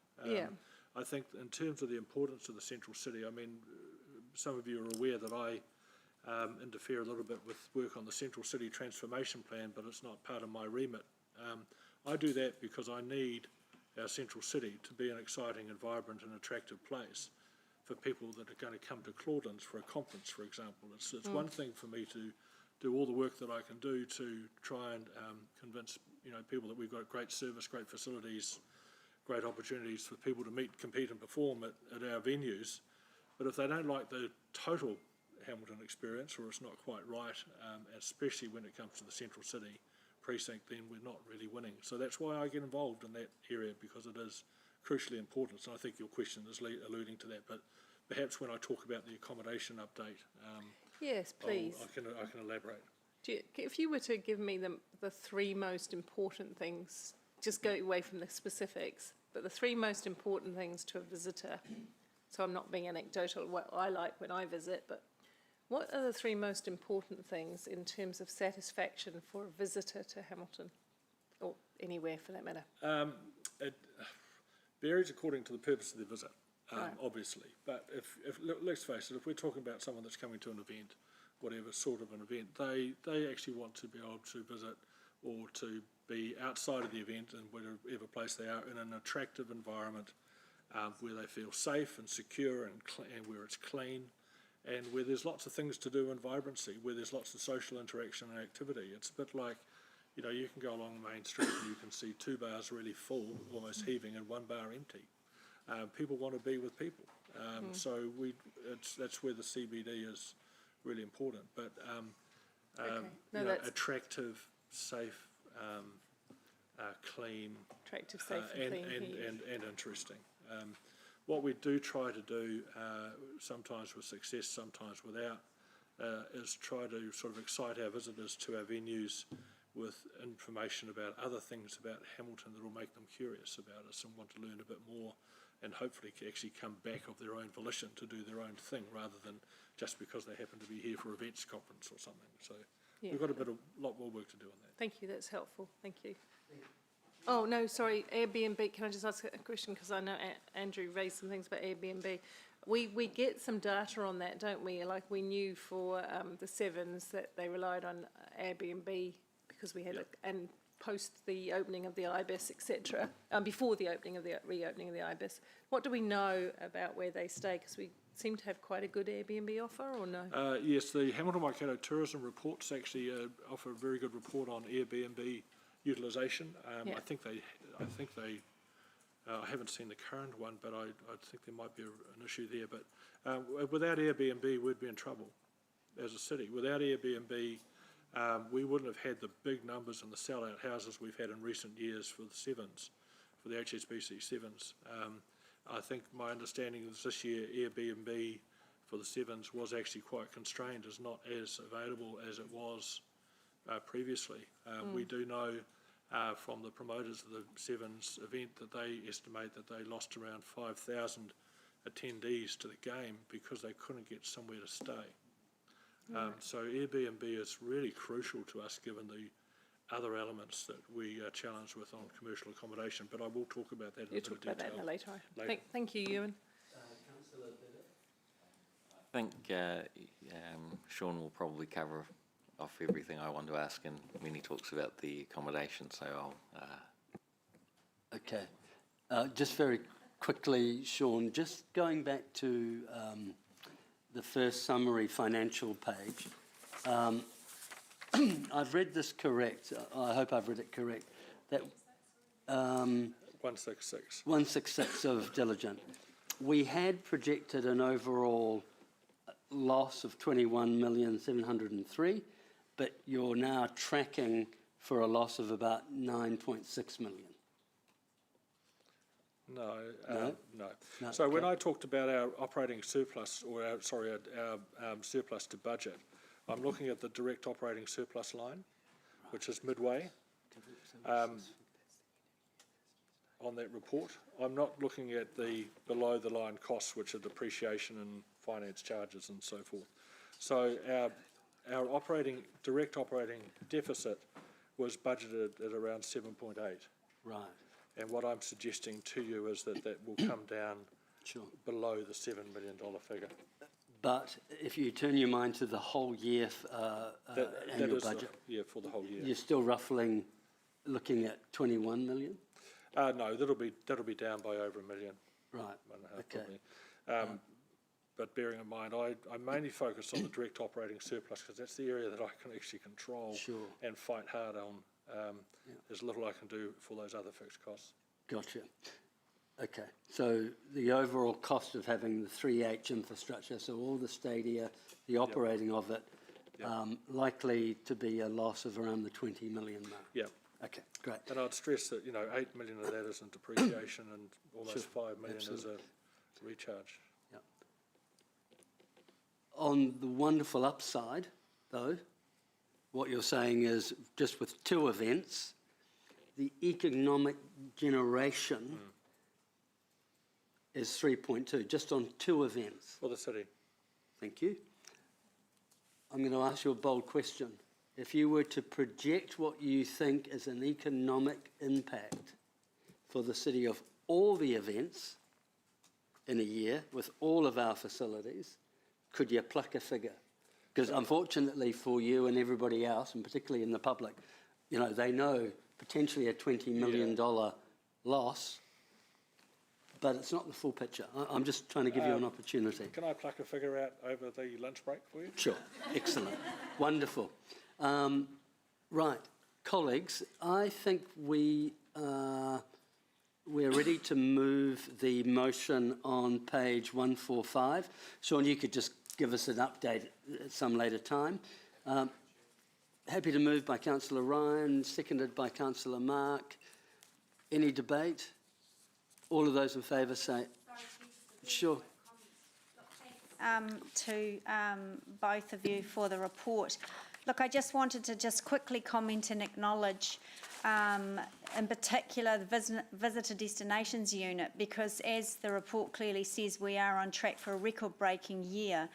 I want to note, and personally I've noticed and I've had feedback from the public, how much of that is driven through the exciting comms programs for those destinations, and I think we need, coming into an annual plan round, we need to be cognizant of that. I think the as well as the investment that our council's made in the visitor destinations, they are looking and becoming in their future is truly world class, not just the Hamilton Gardens, which we used to say one, you know, jewel in our crown. We have a crown with the museum. We have a crown with a jewel of Waiwhakareke and the zoo, soon to be named something really amazing.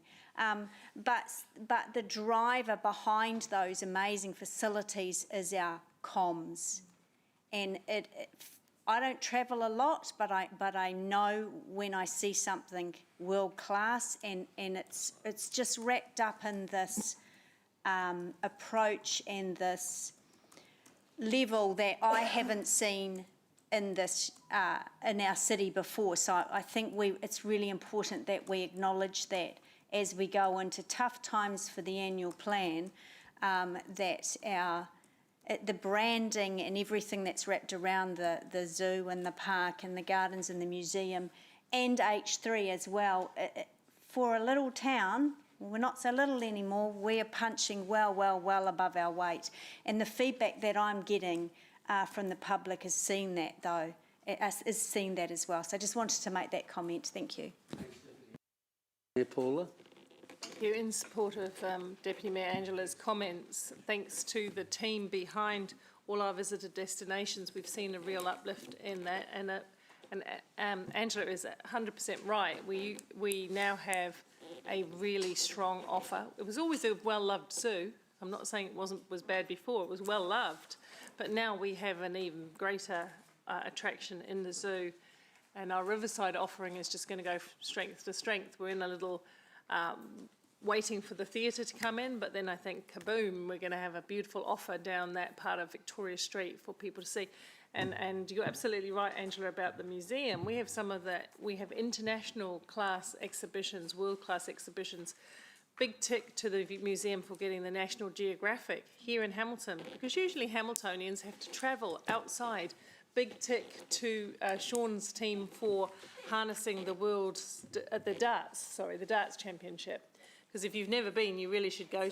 It rocks, and the whole thing is electric with energy, with positive energy and connection. I can go on and on with naming events of that nature. And of course, we've got FIFA. I do hope Hamiltonians will also get behind FIFA and realise that on the world stage, that's massive. And Sean made a point. It's not just about how we're perceived here in Hamilton, but how we're perceived on the international stage. And when you've got Sky International beaming out live and also from key destinations with those sports people, we've got huge leverage. We've got to capture that leverage, but we got to build on it. And in my only slightly negative vein, I heard clearly attractive, safe, interesting city. And so we've got to keep focused on that in the annual plan. Keep focusing on making our CBD all of those things and more. Thank you. Councillor Cash. Thank you. Really echoing what Deputy Mayor just said, but again, recognising how far visitor destinations has come. I'm really glad that it gets highlighted in this committee. Just looking at your figures, you know, year to date, retail revenue is just shy of $500,000. Like, you know, that's amazing. It's astounding. And I think it goes to having that the new approach where there is a comms and marketing team that covers the entire visitor destination offering.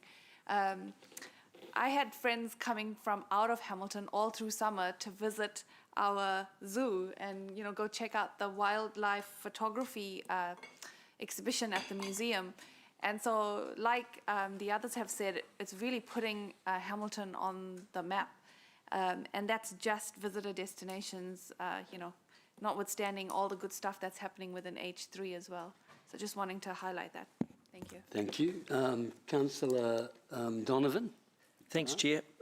Wasn't going to say anything, but just thanks to Sean and the team, Leanne is included, for pulling this all together. Very good. I'd echo Mayor Paula's comments around, you know, we need to build a safe, attractive city. One thing I would say is that, having been a resident of Hamilton for over 30 years, a lot of my mates from out of town often used to take the mickey out of me living in Hamilton and call it the cow town, the bogan town, you know, the place to avoid when you're going south, sort of thing. And God knows we've all heard so many different jokes. So, you know, the oxymoron that I was thinking of is Hamilton as a tourist town, you know, in tongue-in-cheek fashion. But those jibes are slowing down and not coming as often as what they used to. And I think that's a reflection of the growth that we're seeing in our city as a place to not only just pass through, but stop and have a look around and do some things here. And I think it's a testament to the effort that's coming in from the tourist operators and the likes of the HCC staff. So, look, I'll just finish off by saying, you can't sell a secret, and if we don't tell people that we're a good place to visit, they're not going to come. Thank you. Very profound. That's one of the best ones. You used to market chocolates, right? I will add a very quick summary. Look, first of all, I just want to thank Blair for ensuring that Leanne and her work is reported here, because I think it has such an economic enabling effect that's really beneficial. So Leanne, thanks for the report today. It's really helpful to see how the visitor information flows through as an economic impact. You know, I'm very mindful of the work that Ryan and Angela have done over the years, pushing the zoo, and seeing some of that visitor numbers and retail sale now flow through is quite rewarding. The reason I asked Sean the question about, you know, plucking a figure of economic benefit as a function of H3 is for quite a number of years I've gone mad listening to some in the community who said we should have never built stadiums, we shouldn't have, that's not our core business, it's an anchor around our neck. And if you purely look at a financial reporting balance book figure, you could see $20-odd million a year as a deficit and think, oh yeah, it is a pretty high cost to pay. But Sean has just come back to me with his estimated, and Sean has expertise in this area. He comes with a huge amount of commercial insight. Nearly $90 million a year is the projected economic benefit and enablement as a result of the stadiums and our visitor facilities. So the next time some individual tries to critique why local government is in the business of building stadiums, just for them, remind them of the broader economic role we play. 9-0. Well, to be exact, it's 89 million, but I spent a lot of years in marketing, so I just, I just round up. I'm astonished I didn't use 100 million. I've moved, Councillor Ryan moved, Councillor Mark second. All those in favour say aye. Those against? The ayes have it. Now, colleagues, I've got a question. I've been told by Nicholas and Blair that the final paper before going to PX will take 10 minutes. Are you prepared that we have a crack at that, which means that we can then go to lunch? We're in PX. Right, perfect. There is also the opportunity to, if there are questions that you want to dive into, there is a further strategic property update in PX. So with Nicholas. With Nicholas as well. So, but only if the Waikato Times must stay. No, I'm kidding.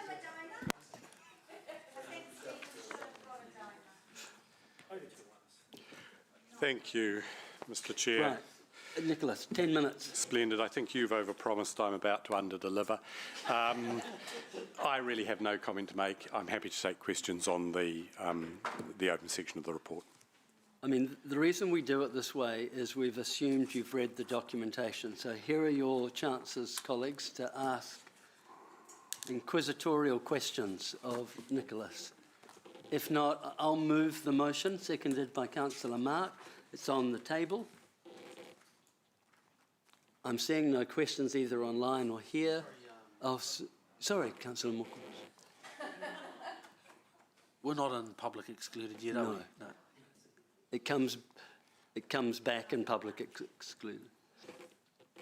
All right, I'm going to put the motion. All those in favour say aye. Those against? The ayes have it. I'll move that we move into public excluded, seconded by Councillor Mark. All those in favour say aye. Those against? The ayes have it. Let's have a lunch break. Are you happy to come back at 1 o'clock? Sorry, that was wishful thinking. 2 o'clock, how's that? 35 minutes, is that enough?